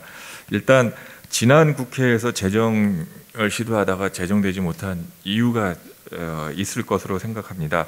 20대 국회에 제정을 제안됐다가 회기가 끝나서 자동 폐기됐는데 시간상의 문제였을 수도 있고요. 또 내용상의 문제였을 수도 있을 걸로 생각합니다. 그때보다는 조금 보완된 내용으로 법안과 발표 내용들이 만들어진 것으로 보여지는데요. 그때 만들어지지 못한 이유와 관련된 것들이 다 해소됐는지 한번 생각해 볼 필요가 있지 않을까 싶고요. 법률 내용에서 합리적인 이유로 차별하는 것은 허용하는 것으로 되어 있는데 그 합리적이라는 것에 대한 기준도 상당히 논란이 될 수 있지 않을까 하는 생각이 듭니다. 두 번째는 차별학교 출신학교 차별금지하고 지역인재 균형 설반 간의 관계입니다. 기본적으로 출신학교 차별금지법은 모든 학교들에 대해서 차별을 금지하는 것으로 되어 있고 그와 관련돼 가지고 몇 가지의 이제 얘기들이 법률안에 제시되어 있습니다. 그리고 실질적인 처분을 위해서 벌칙 조항도 제시가 되고 있습니다. 근데 정부에서 지역 균형 발전과 관련해 가지고 공공기업이라든지 대학에서 지역 균형 선발을 추진하는 게 있습니다. 어떤 의미에서 보면 지역 인재 선발이라고 하는 것은 출신 학교를 차별하는 정책이 아닐까 하는 생각도 드는데요. 이러한 둘 간의 어떠한 상충되는 문제는 없는 것인지 한번 생각해 볼 필요도 있을 것 같습니다. 법 제정의 효율성과 관련된 측면도 생각해 볼 필요가 있을 것 같습니다.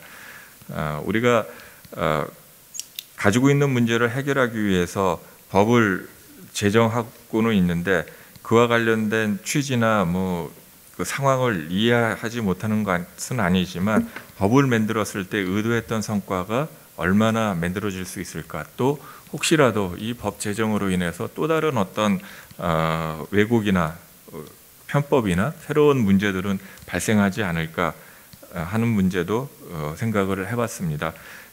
기본적으로 법도 필요하겠지만 평가와 관련된 부분이 더불어 같이 갈 필요가 있을 것 같습니다.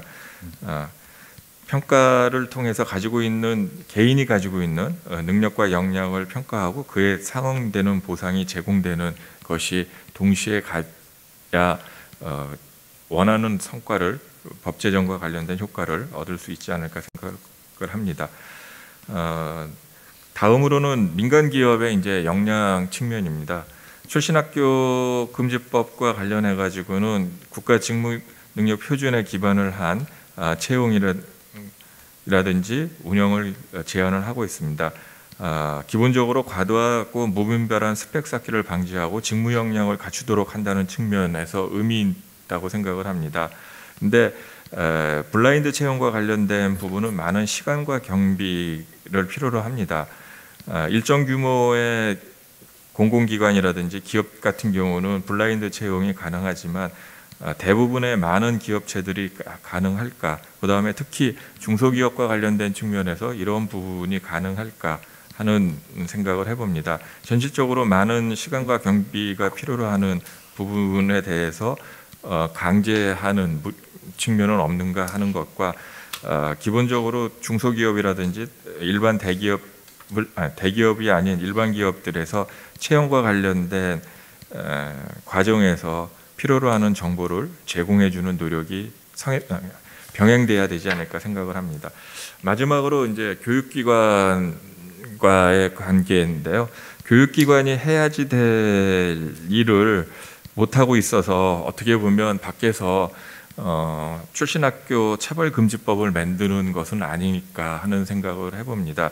기본적으로 교육기관에서 역량 있는 학생들을 배출하고 그들이 제대로 평가받지 못하는 문제에 대해서 먼저 문제 제기를 하고 사회에 대해서 목소리를 내는 게 필요하지 않을까 싶은데, 일단 교육기관에서는 그와 관련된 얘기가 없고 배출된 졸업생들이 차별되고 있는 것을 외부에서 개선하기 위한 시도가 되는 것으로 또 보여질 수가 있어서 학교를 포함한 교육기관에서 인재를 제대로 배출하기 위한 노력이 좀 선행될 필요가 있지 않을까 생각을 합니다.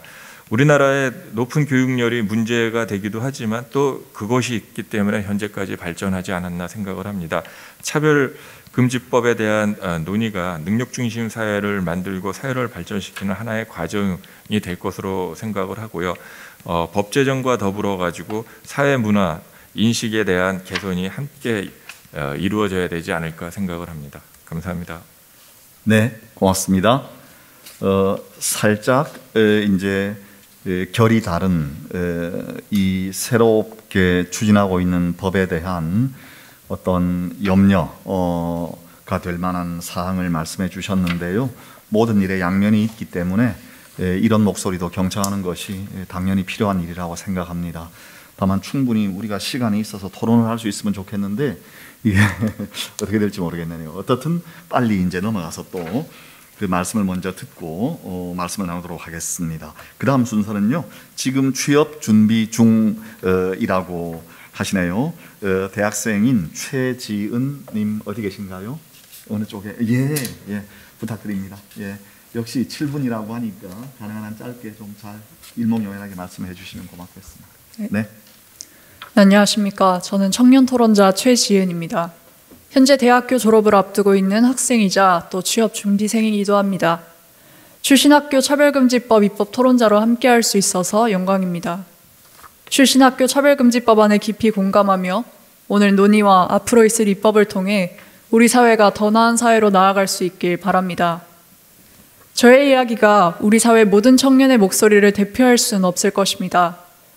그러나 제 경험을 통해 출신학교 차별이 발생하는 현실에 대한 문제의식은 공유할 수 있다고 생각합니다. 그래서 오늘 저의 이야기를 조금 들려드리려고 합니다. 선생님들은 이 학교를 떠나겠지만 여러분에게 이 학교는 영원한 모교로 남을 것입니다. 제가 고등학생 시절 교장 선생님께서 훈화 시간에 항상 강조하던 말입니다. 선생님들에게는 그저 직장일지 모르지만 학생들에게는 학교가 꼬리표가 될 것이라는 뜻이었습니다. 고등학교를 졸업한 지 꽤 오랜 시간이 지났음에도 이 문장을 기억하는 것을 보면 어릴 적 제게 이 말이 꽤 인상적이었던 것 같습니다. 저는 대구에 있는 공립고등학교를 졸업했습니다. 제가 막 고등학교에 입학했을 때 학교에서는 트랙 수업이라는 제도를 시행했습니다. 학생들을 전교 1등부터 꼴등까지 줄을 세운 뒤 40명씩 나누어서 보충 수업과 야간 자율학습을 시행하는 제도였습니다. 당시 저는 1트랙에 속해 있었습니다. 경쟁이 굉장히 치열했던 것으로 기억합니다. 앞자리에 앉고 싶어하는 학생이 너무 많아서 교실 뒤에서 선착순으로 뛰어나와서 자리를 정했을 정도였으니까요. 중간고사, 기말고사가 끝날 때마다 전교 석차에 따라 다시 트랙이 나뉘었고 석차가 발표되는 날은 우는 아이들이 넘쳐났습니다. 트랙 수업 제도는 인서울대학교 진학률을 높이기 위해 마련된 제도였습니다. 하지만 아이들을 차별하는 수단으로 사용되기도 했습니다. 학생들에게 자극을 준다는 명목으로 차별적인 말들을 서슴지 않던 선생님들이 왕왕 있었습니다. 이런 폭력적인 제도가 시행될 수 있었던 것은 인서울대학교 진학률이 곧 학교의 경쟁력으로 비쳤기 때문입니다. 오로지 수능에만 집중된 학교 교육과 제도들은 저와 친구들을 옥죄었습니다. 오지선다에서만 답을 찾아야 하는 교육은 토론과 토의를 좋아하는 저에게 맞는 교육이 아니었습니다. 어쩔 땐 반항심이 생겨나 6번 보기를 만들어서 제가 생각하는 답을 적어놓고 답을 체크하기도 했습니다. 하지만 인서울대학에 진학해야 더 많은 기회가 열린다고 생각했기 때문에 울며 겨자 먹기로 공부할 수밖에 없었습니다. 저는 운 좋게 인서울대학교에 입학했습니다. 어릴 적부터 줄곧 기자가 되고 싶었기에 언론영상학을 전공으로 선택했습니다. 대구에서 나고 자랐기 때문에 서울은 제게 기회의 땅처럼 여겨졌습니다. 하지만 얼마 지나지 않아 이 기대가 꺾여버렸습니다. 주위 친구들의 비관적인 말 때문이었습니다. 저는 여자대학교에 입학했는데 여자대학교는 아웃풋이 좋지 않다는 등 개인 플레이가 심하다는 등 여러 가지 소문이 들렸습니다. 어떻게 온 서울인데 이곳에서도 급이 나뉜다는 사실에 충격을 받았습니다. 그럼에도 저의 대학 생활은 알찼습니다. 학생들을 진심으로 위해 주시는 교수님들과 열정도 지식도 가득 찬 학우들과 함께 공부하며 정말 많은 것을 배울 수 있었습니다. 오지선다를 벗어나 자유롭게 생각을 나누고 표현할 수 있는 교육 방식은 더 많은 것을 스스로 탐구할 수 있도록 이끌었습니다. 대학에 입학한 후 저는 공부하는 것의 즐거움을 처음 느끼게 됐습니다. 그러나 인턴을 하며 저는 또 한 번 낙담해야 했습니다. 우선 서류 제출부터 난관이었습니다. 출신 고등학교와 대학을 기재해야 하는 것은 물론이고 부모님의 학벌까지 기재해야 하는 것도 있었습니다. 소위 말하는 명문대 출신이 아니었기 때문에 명문대 출신 지원자를 제칠 만한 스펙들도 더 많이 쌓아야 했습니다. 어렵사리 서류 심사와 면접을 통과한 후 한 언론사의 인턴으로 일하게 되었습니다. 너 고려대라면서 입사 첫날 동기에게 건넨 선배들의 한마디가 저를 위축시켰습니다. 어느 부서에 누가 너의 동문이다라는 말이 쉬는 시간만 되면 들렸습니다. 해당 언론사에는 저희 대학 출신의 선배가 없었습니다. 학교 이야기가 나오면 저는 입을 다물 수밖에 없었습니다. 무거운 분위기를 풀어주려는 선배들의 호의가 제겐 비수가 되어 꽂혔습니다. 시간이 좀 지나고 나서 직속 사수에게 푸념했습니다. 저는 제가 다닌 학교가 자랑스러운데 입사하고 처음으로 원망스러운 마음이 들었다고 말입니다. 그러자 선배는 일이나 사회생활이나 내가 절대 뒤처지지 않는다. 오히려 그 친구보다 낫다라는 말을 했습니다. 학력과 같은 배경이 아니라 저의 능력을 인정해 준 것입니다. 인턴을 마치고 난 후 저는 여러 언론사의 문을 두드리고 있습니다. 하지만 여전히 서류 통과조차 힘이 듭니다. 코로나 시국까지 겹치면서 서류 심사가 더욱 까다로워졌기 때문입니다. 언론사 공채 준비생들이 자주 드나드는 인터넷 카페에서는 학벌을 놓고 고민하는 사람들이 굉장히 많습니다. 스카이 대학이 아니면 최종 합격은 기대하기 힘들다는 회사까지 있기 때문입니다. 최근 블라인드 채용이 도입되는 추세입니다. 이번 법안에도 블라인드 채용과 관련한 내용이 있습니다. 법안이 제시한 것처럼 블라인드 채용이 공공기관을 넘어 민간기관까지 확대되어야 한다고 생각합니다. 한 가지 사례를 말씀드리겠습니다. 제가 재학 중인 학교에서 한 해에 한 언론사에 기자를 2명 배출한 적이 있었습니다. 해당 언론사가 블라인드 채용을 실시한 첫 해에 일어난 일입니다. 수업에 들어온 교수님께서 우리 학교 학생이 기자가 되기 힘든데 2명이나 됐다는 건 정말 블라인드 테스트를 했다는 것이라는 말을 하셨습니다. 합격자들은 그의 사내 평가에서 각각 1, 2위를 차지했다고 합니다. 학벌이 개개인의 능력과 직결되지 않는다는 것을 여실히 보여주는 사례라 생각합니다. 저는 오늘 저의 출신 고등학교와 대학교 이름을 밝히지 않았습니다. 여러분은 어떻게 저를 평가하셨나요? 저의 목소리, 저의 표정, 저의 말투 등을 보고 나름의 느낌을 가지셨을 것이라 생각합니다. 저는 제 모습 그대로 평가받길 원합니다. 이력서에 서류 몇 줄이 아니라 저의 잠재력을 인정받길 원합니다. 저는 출신학교 차별금지법이 우리 사회의 평등한 기회와 공정한 과정과 정의로운 결과를 만들어낼 출발이 될 것이라 생각합니다. 2020년 대한민국을 살아가는 한 명의 청년으로서 간곡히 부탁드립니다. 출신학교 차별금지법 꼭 제정해 주십시오. 감사합니다. 네, 고맙습니다. 젊은이들의 목소리 여러분 어떻게 들으셨습니까? 다음으로 넘어가겠습니다. 시간 관계상 이번에는 고용노동부에서 나오셨습니다. 김영중 노동시장 정책관님께 마이크를 넘기겠습니다. 예, 부탁드립니다. 예.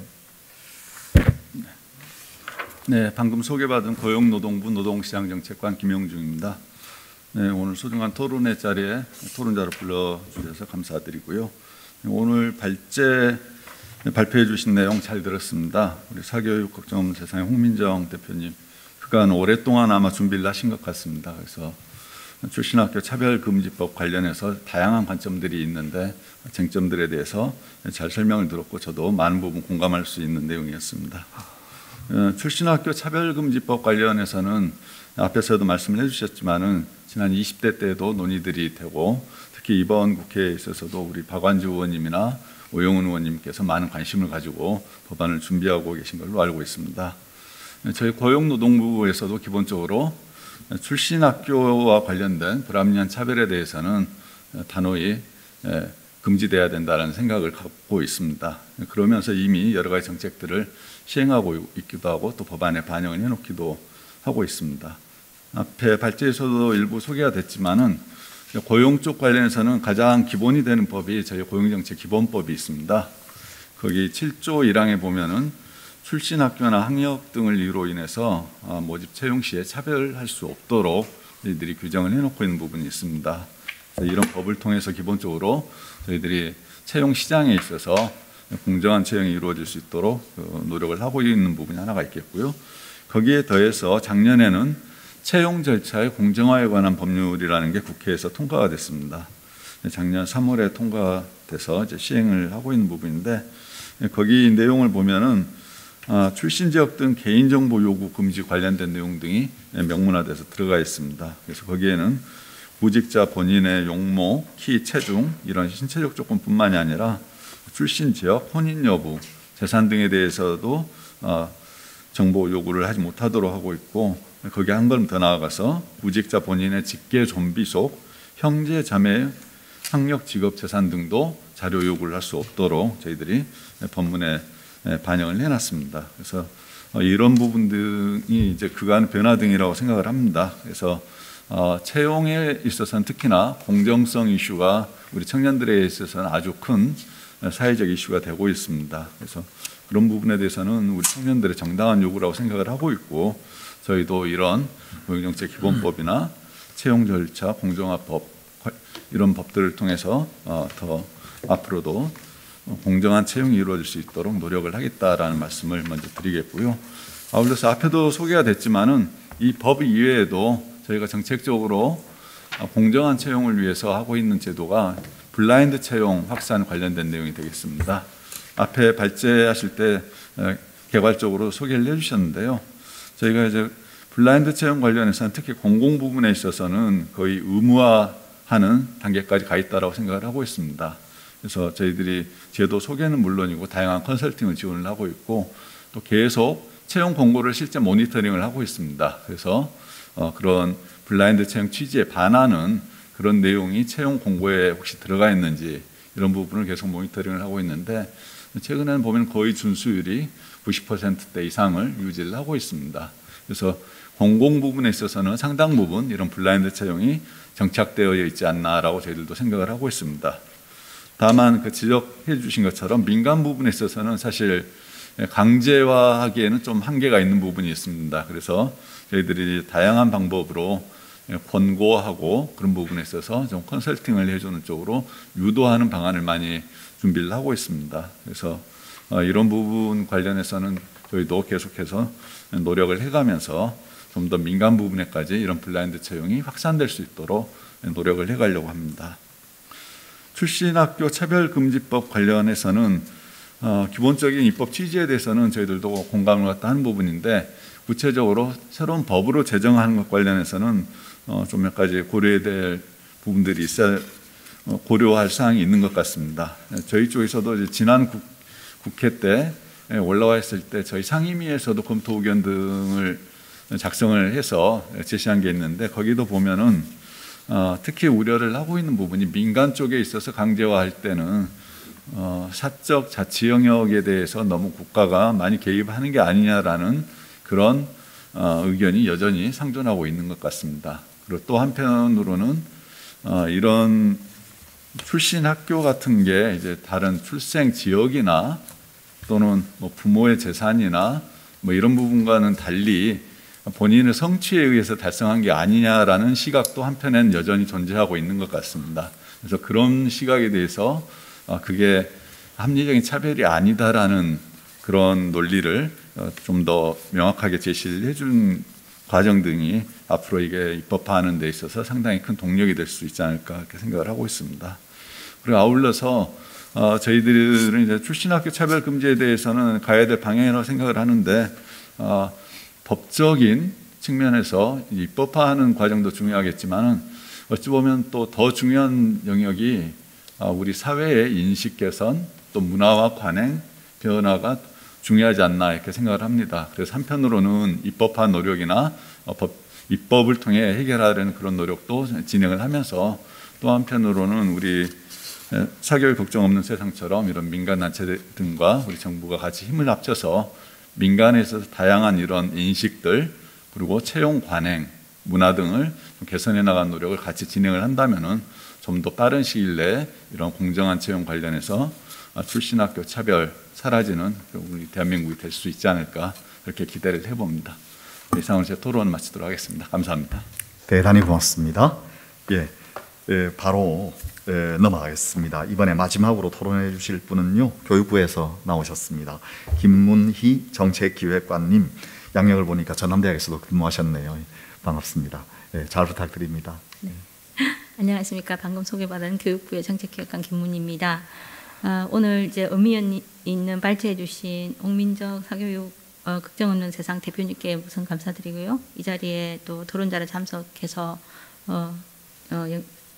영광이라고 생각합니다.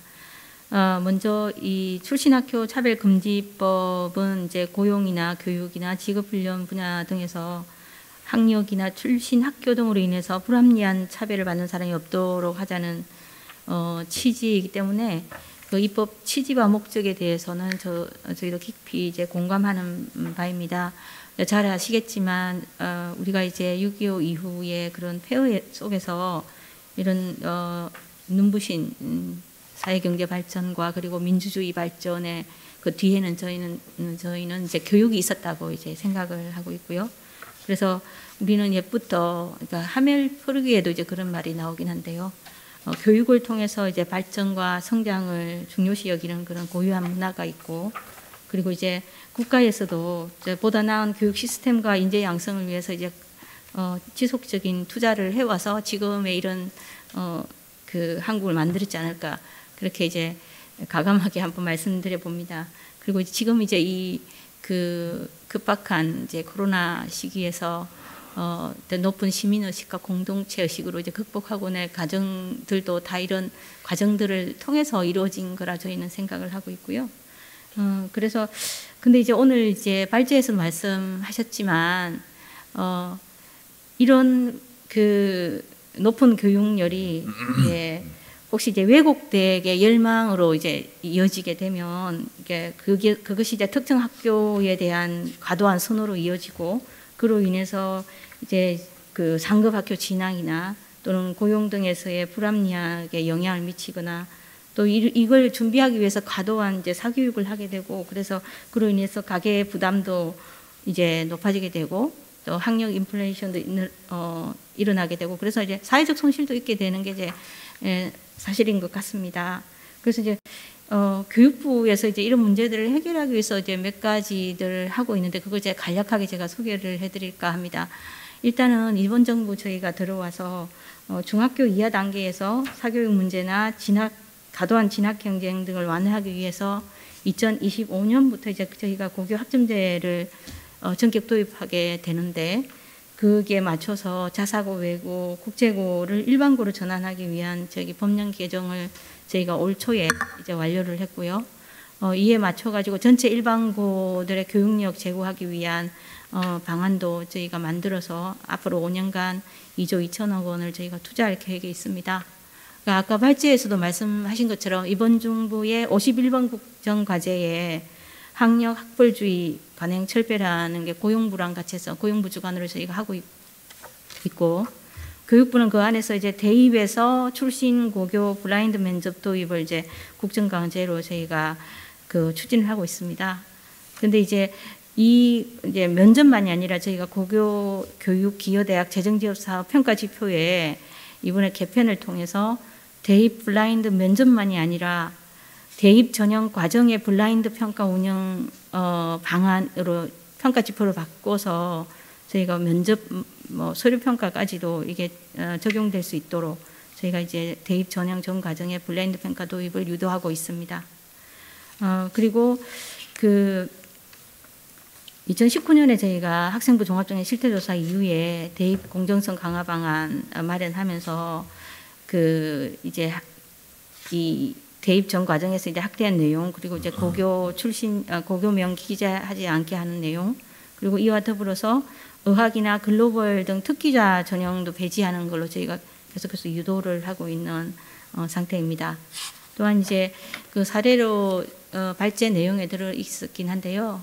법전원 같은 경우에도 저희가 법학전문대학원 사회적 취약계층 선발 인원도 확대해 가고 있고, 그 법령 개정을 통해서 당초 5%에서 7% 이상으로 저희가 이제 높였습니다. 그리고 대상도 경제 신체적만이 아니라 사회적 취약계층까지 포함해서 지금 하고 있고요.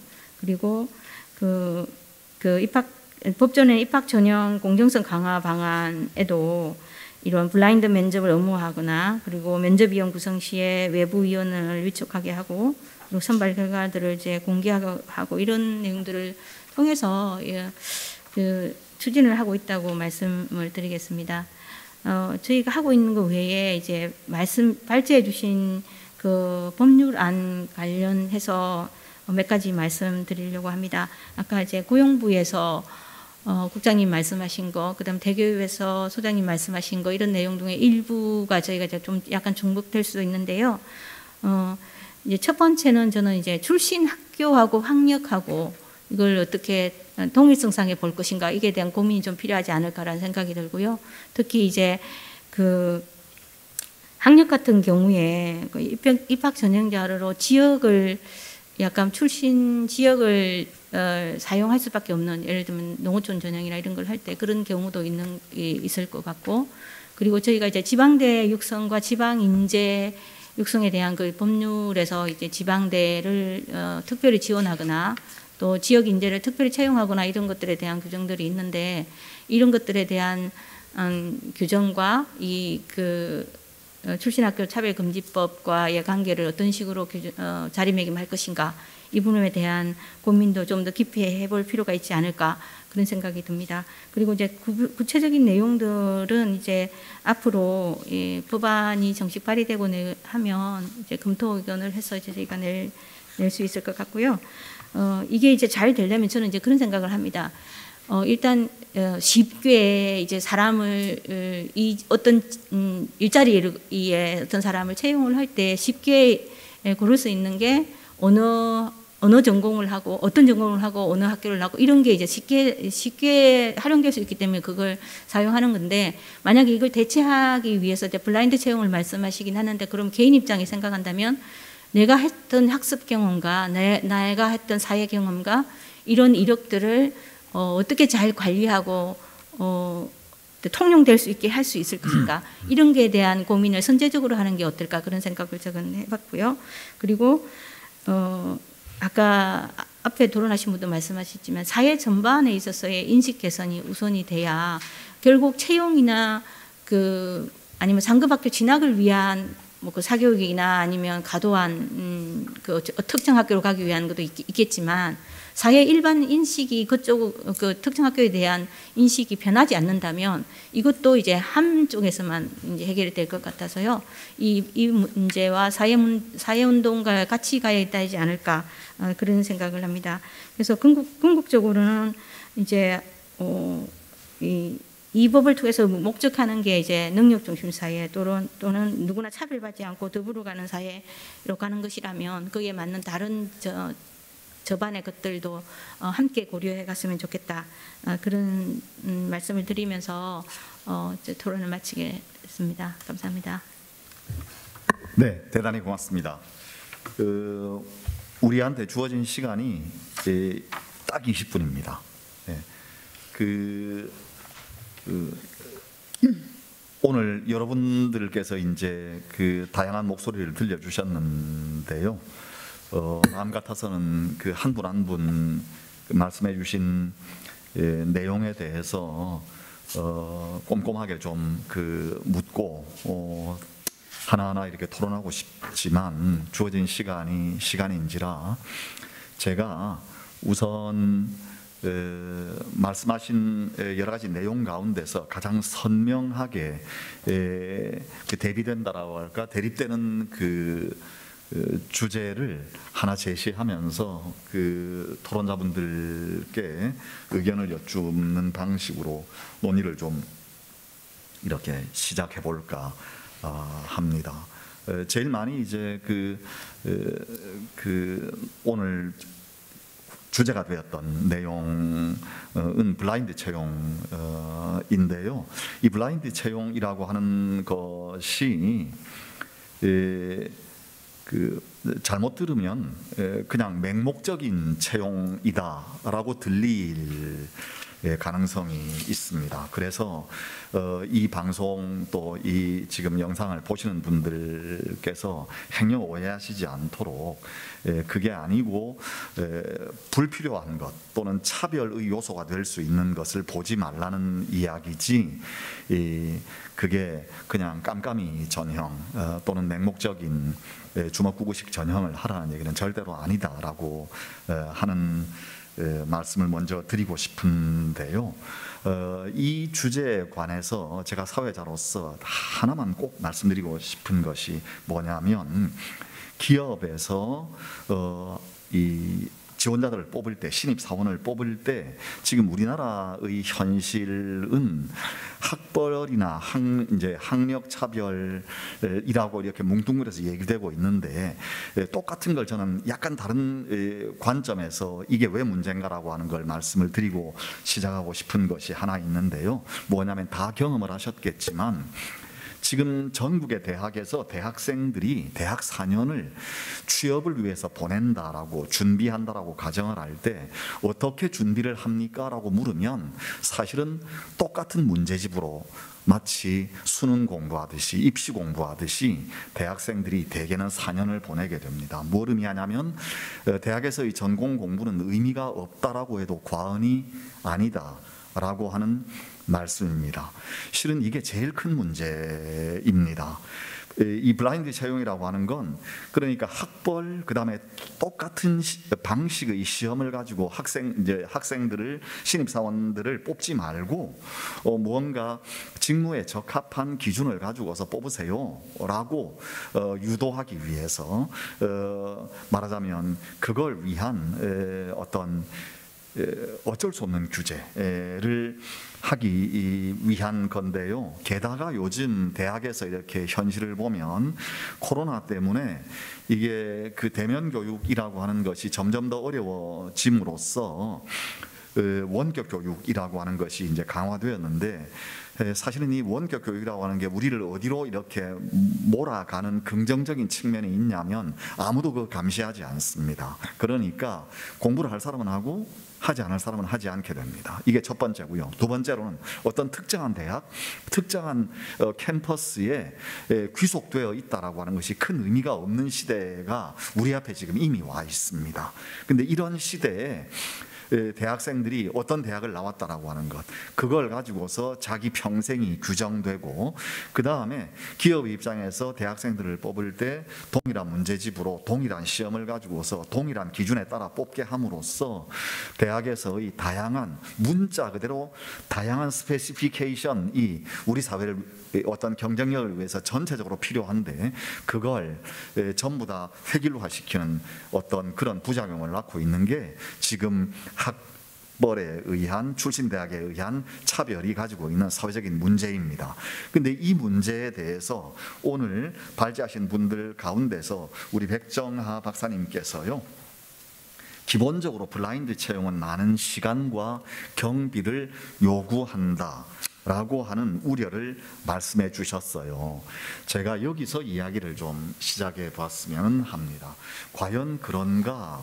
라고 하는 걸 지금 여기 인사 담당하시는 분은 아무도 안 오셨기 때문에 제가 어쩔 수 없이 우리 홍 대표님께 한 번 더 이 반론에 대해서 뭐라고 대답을 하실까요? 라고 한번 여쭤보고 싶습니다. 네, 먼저 혹시나 순서가 안 올까봐 일단 토론자분들께 감사의 말씀을 좀 전하고 싶습니다.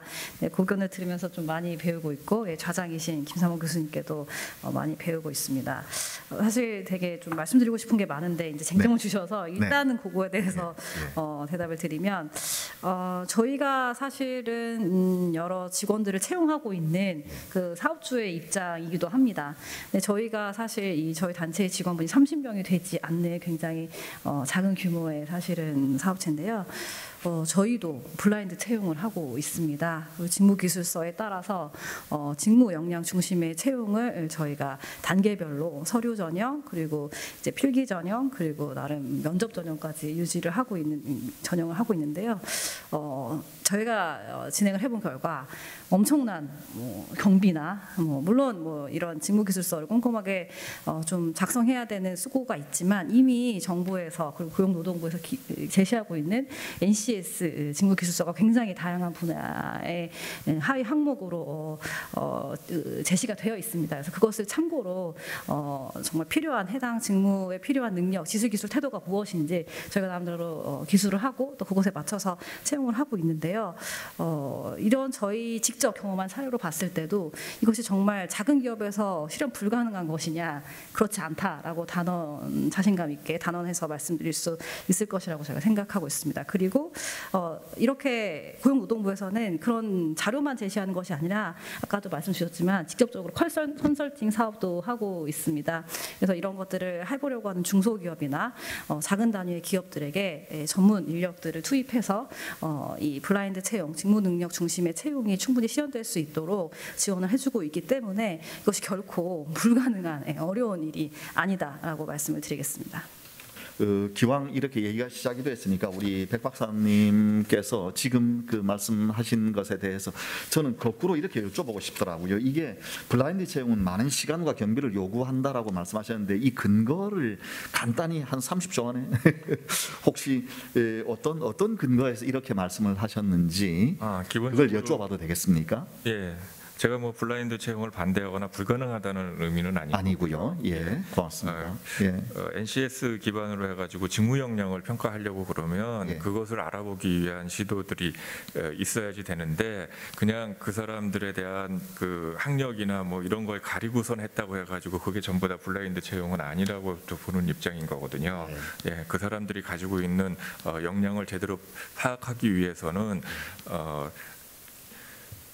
여러 가지 방법들, 시간 뭐 이런 것들이 이제 필요로 하게 되고 그와 관련해 가지고 사각세에서는 쉽게 하신다고 그러지만 많은 기업들 같은 경우 부담스러워하고 시간 소요되고 중소기업 같은 경우 인력 제약과 관련된 어려운 점들을 얘기를 하시기 때문에 그 부분을 말씀드린 겁니다. 네, 고맙습니다. 사회자가 말을 많이 하면 안 되지만 제가 여기서 이게 채용 문제에 대해서 이렇게 우리 사회에서 조금 고쳐야 될 관행에 대해서 제가 그 말 참견을 해도 된다면 독일 같은 경우에는요.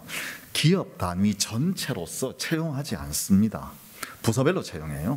마치 대학에서 교수 채용할 때 전남대학교 전체 풀로 채용하지 않거든요. 철학과 교수는 철학과에서 채용합니다. 왜냐하면 철학과에 필요한 스펙이 있잖아요. 그러면 그걸 판단할 수 있는 사람들도 철학과 사람입니다. 근데 기업도 똑같습니다. 기업의 경쟁력이라고 하는 게 인사 담당 전체로서 풀을 만들어서 인재를 뽑는다라고 하는 게 사실 제가 생각할 때는 너무 4차 산업시대에 어울리지 않는 어떤 후진적인 방법입니다. 기업도 굉장히 다양한 부서들이 있고 전문 영역이 있기 때문에요. 그 전문 영역에서 필요한 인원이 뭔가라고 하는 건 그 전문적인 부서에서 제일 잘 아는 거고 거기서 필요한 인원을 말을 하면 TO는 중앙에서 정할 수 있죠. 그러나 각각을 어떤 이렇게 면접하고 판단하고 하는 건 그 같이 일할 사람들이 판단하는 그런 문화가 되는 게 우리나라가 이제는 기업 문화도 선진적으로 가기 위해서 필요한 거고 그런 방식으로 나누어서 전문적으로 면접이 이루어지고 이제 선발 평가가 이루어진다라고 한다면 사실은 지금까지 우리가 어렵다라고 하는 것이 다소 좀 이렇게 그 해소될 수 있는 문제가 아닌가라는 생각도 하는데요. 아무튼 이런 논의 자체가 건설적인 어떤 변화의 계기가 되길 바랍니다. 이제 우리 홍 대표님께서 마지막에 말씀하시는 걸로 마무리를 짓겠다고 했는데 그 사이에 혹시라도 우리 아까 제일 처음에 저기 박한우 우리 조사관님께서도 사실은 준비를 많이 해가지고 오셨는데 한번 제가 그 기회를 드리고 싶습니다. 혹시 아까 이건 꼭 좀 내가 강조하고 싶었는데 얘기를 못했다라고 하는 게 있으면 한번 말씀해 주십시오.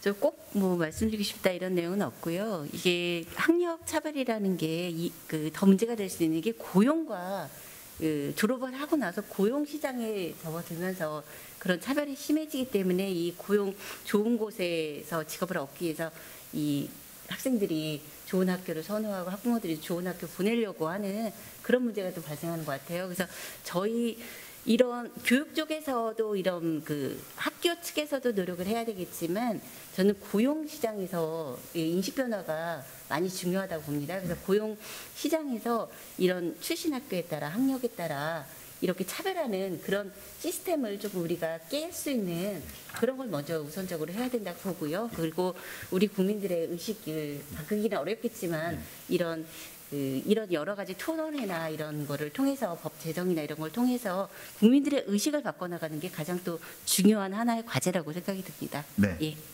고맙습니다. 네, 자, 한 10분이 채 못 남았는데요. 우리 취업 준비하시는 선생님 어때요? 오늘 들으시면서 어떤 느낌 받으셨습니까? 한번.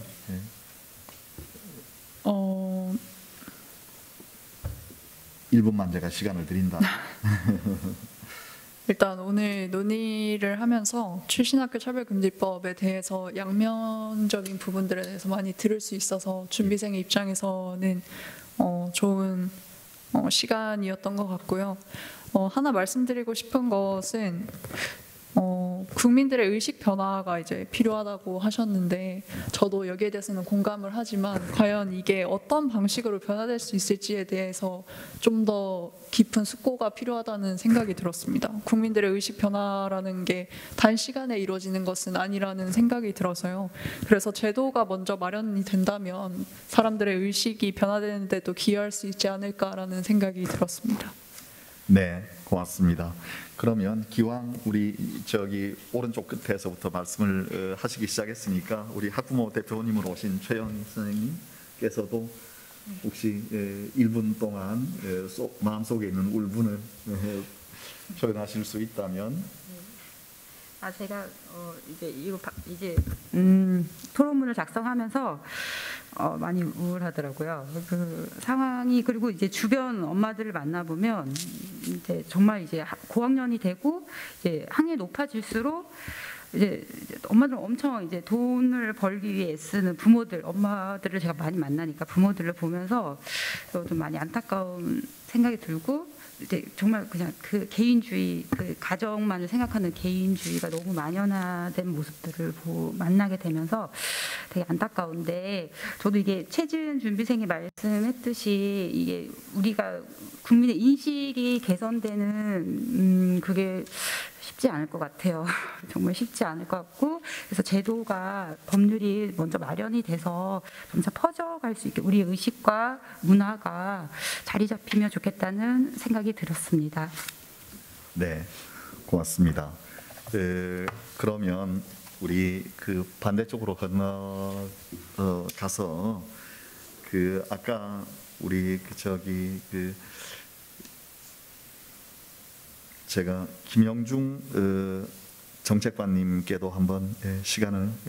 네, 저도 뭐 그럼 간단히 한 가지만 더 말씀을 드리면은, 오늘 토론자 중에서는 아마 기업 쪽 관련되신 분은 없어서 제가 이제 업무상 기업의 인사노무 담당자나 이런 분들을 접할 기회들이 좀 있어서 기업 입장에서는 어떤 애로가 있는지를 간략히 하나 말씀드린 것도 참고가 될 것 같습니다. 이제 채용 관련해서가 제일 이제 문제 중에 하나인데, 특히 기업 중에서도 대기업이라든지 좀 일반적으로 좀 괜찮다 생각되는 그런 기업의 입장에서는 제일 고민하는 게 이겁니다. 요즘에 이제 뭐 채용 공고만 냈다 하면은 막 몰려들죠. 그런 기업에 있어서는. 그래서 수백 대 1은 기본이고 뭐 1000대 1 넘어가는 경우들이 많이 있습니다. 그러면 기업 입장에서는 당연히 우수한 인재를, 자기 기업에 맞는 우수한 인재를 뽑고 싶어 하겠죠. 그러면서 동시에 비용을 최소화하면서 뽑고 싶어 하거든요. 근데 수천 대 1이 됐을 경우에 그 수천 명에 대해서 수천 대 1이 됐을 때 일일이 이제 서류 면접부터 시작해서 그걸 갖다 하는 비용이 사실 큰 부담입니다. 인사노무 담당하신 분들은. 그러다 보니까 그분들 입장에서는 쉽게 선택할 수 있는 게 뭔가 거르는 장치가 있어야 될 텐데, 가장 쉬운 게 그간에 이 학력을 가지고 많이 해왔던 것이죠. 어느 정도의 출신 대학이 어디면은 그래도 어느 정도는 보장이 돼. 그 정도에서 일단 서류 면접하고 그 다음에 테스트하면 되지. 이제 이런 쉽게 할 수 있는 방법을 동원을 해왔던 겁니다. 근데 기업 입장에서는 어찌 보면은 합리적인 선택일 수가 있다라는 것이죠.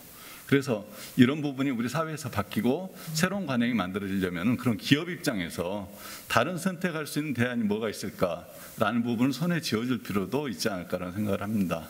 그래서 기업이 그런 채용에 있어서의 비용을 최소화하면서 이런 출신학교 차별이나 학력에 따른 차별을 안 하면서도 할 수 있는 그런 방법을 같이 제공을 해줄 때 기업들의 수용도도 높아지고 더 빨리 이런 우리 사회가 지향하는 방향으로 같이 나아갈 수 있지 않을까라는 생각이 들어서 이런 법안 고민도 하면서 현실적인 그런 기업의 애로 등도 같이 참고를 해서 방안들을 고민을 한다면은 더 나아지지 않을까라는 생각에서 기업의 입장을 잠깐 소개를 해드렸습니다. 이상입니다. 네, 고맙습니다. 그러면 김문희 정책개혁관님도 혹시 한 말씀 더 보태시겠습니까?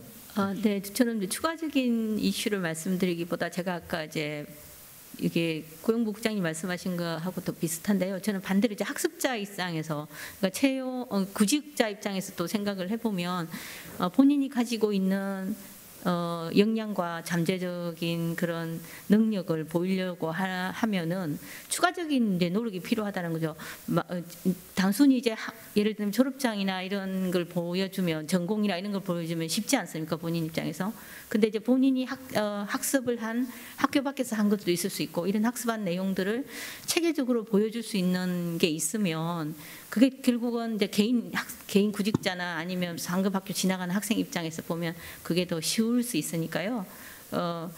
그래서 앞분이 말씀하신 것도 저도 이제 이런 그 블라인드 채용이든 블라인드 면접이든 블라인드 입학 전형이든 간에 그 과정에서 그 비용을 최소화할 수 있는 어떤 현실적인 노력들 아니면 시스템들, 그런 것들에 대한 제도적 고민, 그런 것들이 조금 선행돼야 되지 않을까. 그래야만 이게 그 법의 취지가 제대로 현실에서 적용이 되고 활용될 수 있을 거라는 생각을 했습니다. 네, 고맙습니다. 두 분이 비슷한 말씀을 해주셨는데요. 어쩔 수 없이 제가 이 말씀을 한 번 더 반복해야 되겠습니다. 여러분, 기업의 합리성이라고 하는 건 1000대 1, 2000대 1 되는 건 이유는 딱 하나입니다. 똑같은 스펙으로 시험을 보기 때문에 1000대 1, 2000대 1, 10,000대 1이 되는 거예요. 저도 채용해본 입장에 서 있었던 적이 있는데, 채용하는 사람이 필요해서 정확하게 스펙을 내면 절대로 1000대 1이 될 수가 없습니다. 오히려 사람이 없어서 못 찾아요. 제가 하는 어떤 특정한 어떤 업무에 관해서 필요한 사람이 있어서 뽑으려고 하면 정작 사람이 없습니다.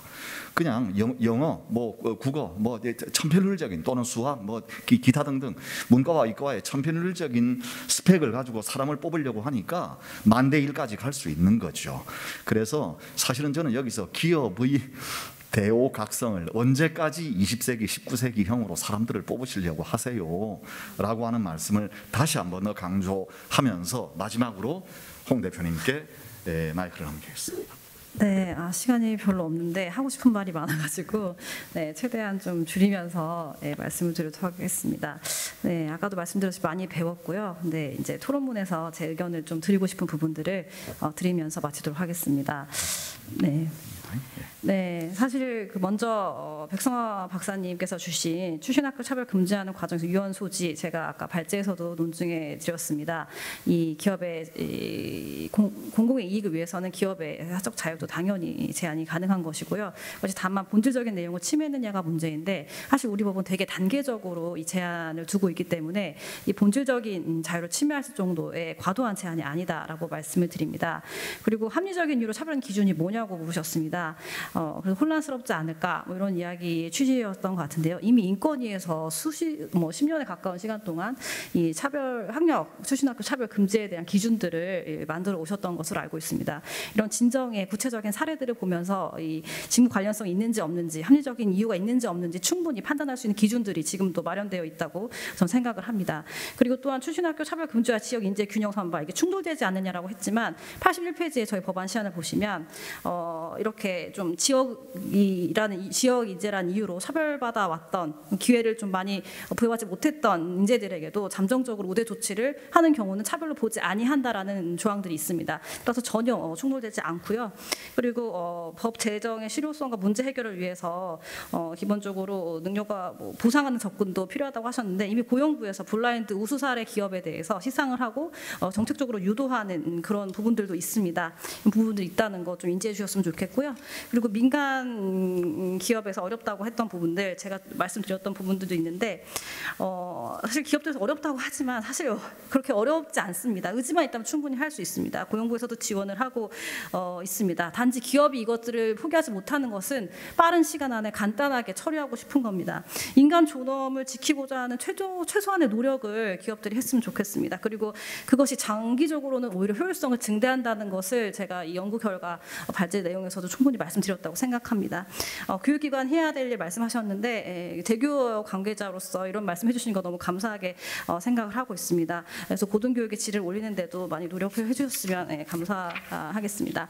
그리고 고용노동부의 정책관님 의견에 대해서도 제가 드릴 말씀이 있는데요. 사적 제한을 과도하게 제한하는 것이 아니다. 한 번 더 말씀을 드립니다. 어떤 비윤리적인 일도 기업이 뭐든지 허용하고 있는 것은 아니지 않습니까? 헌법상에 당연히 금지된 사항에 대해서는 법률로 제한이 가능하다고 생각합니다. 그리고 출신학교도 능력인가? 제가 또 발제해서 말씀드렸지만 국가장학금 자료만 가지고 제가 말씀드릴 거고 그 이전에도 이 국가장학금 자료를 가지고 추정해 본 결과 70%가 90분위의 소득의 자제들이 서울 주요 6개 대학에 분포되어 있다라는 자료들이 이미 있습니다. 너무나 많기 때문에 그런 것들을 말씀을 드리고요. 아까도 말씀드렸지만 가장 쉽기 때문에 너무 쉽게 지금 선발해 왔다고 생각이 드는 부분이 있습니다. 그리고 아까 말씀해 주셨지만 취업 지원자분께서 인식을 바꾸는 어떤 문화를 만드는 거 되게 이상적인 일입니다. 하지만 법이 인식을 선도할 수 있고 리딩할 수 있다고 생각합니다. 김영란법을 좀 예시로 좀 생각해 볼 수 있을 것 같습니다. 김영란법이 제정되고 나서 아는 사이에 좋은 게 좋은 거지라는 인식들이 굉장히 많이 바뀌었습니다. 출신학교 사절금지법이 이 김영란법처럼 인식을 바꿀 수 있는 강력한 도구가 될 것입니다. 마지막으로 한마디만 드립니다. 교육열 때문에 우리나라가 여기까지 왔다라고 말씀해 주셨습니다. 근데 왜 우리 어린아이들의 그리고 학생들의 희생으로 국가 경쟁력을 갖춰야 되는지 잘 모르겠습니다. 군비 경쟁을 할 수 있는 대상이 아니라고 생각하고요. 아이들은 오히려 자유롭게 꿈꾸고 배우고 교육받을 수 있는 권리가 있다고 생각합니다. 지금 너무 어린아이들까지 이 차별 그리고 상처 그리고 좌절감에 빠져 있습니다. 정말 수술이 필요할 정도로 심각한 상황인데 좀 더 그냥 자연 치료를 통해서 이것들을 해결하자고 하는 것은 좀 상황에 대한 심각성을 잘 인지하지 못하고 계신다는 생각이 듭니다. 이런 차별적인 관행들, 상처들 치유하기 위해서 출신학교 차별금지법 제정 반드시 필요하다는 말씀을 드리면서 마치겠습니다. 고맙습니다. 그 마지막 말씀 교육에 의해서 여기까지 왔다고 말씀하셨는데요. 교육에 종사하는 사람으로서 50년 전의 교육과 지금의 교육이 같을 수는 없습니다. 대한민국의 교육도 한 단계 업그레이드 되어야만 진정한 의미의 국제 경쟁력을 갖출 수가 있습니다. 오늘 이 자리를 마련해 주신 우리 박원주 국회의원님께 한 번 더 감사드리고 그리고 우리 홍 대표님 발제하시느라고 너무 수고 많이 해주셨고요. 사교육 걱정 없는 세상 그리고 패널로 참석해 주신 모든 분들께 진심으로 감사드립니다. 대단히 고맙습니다. 이상으로 마치겠습니다.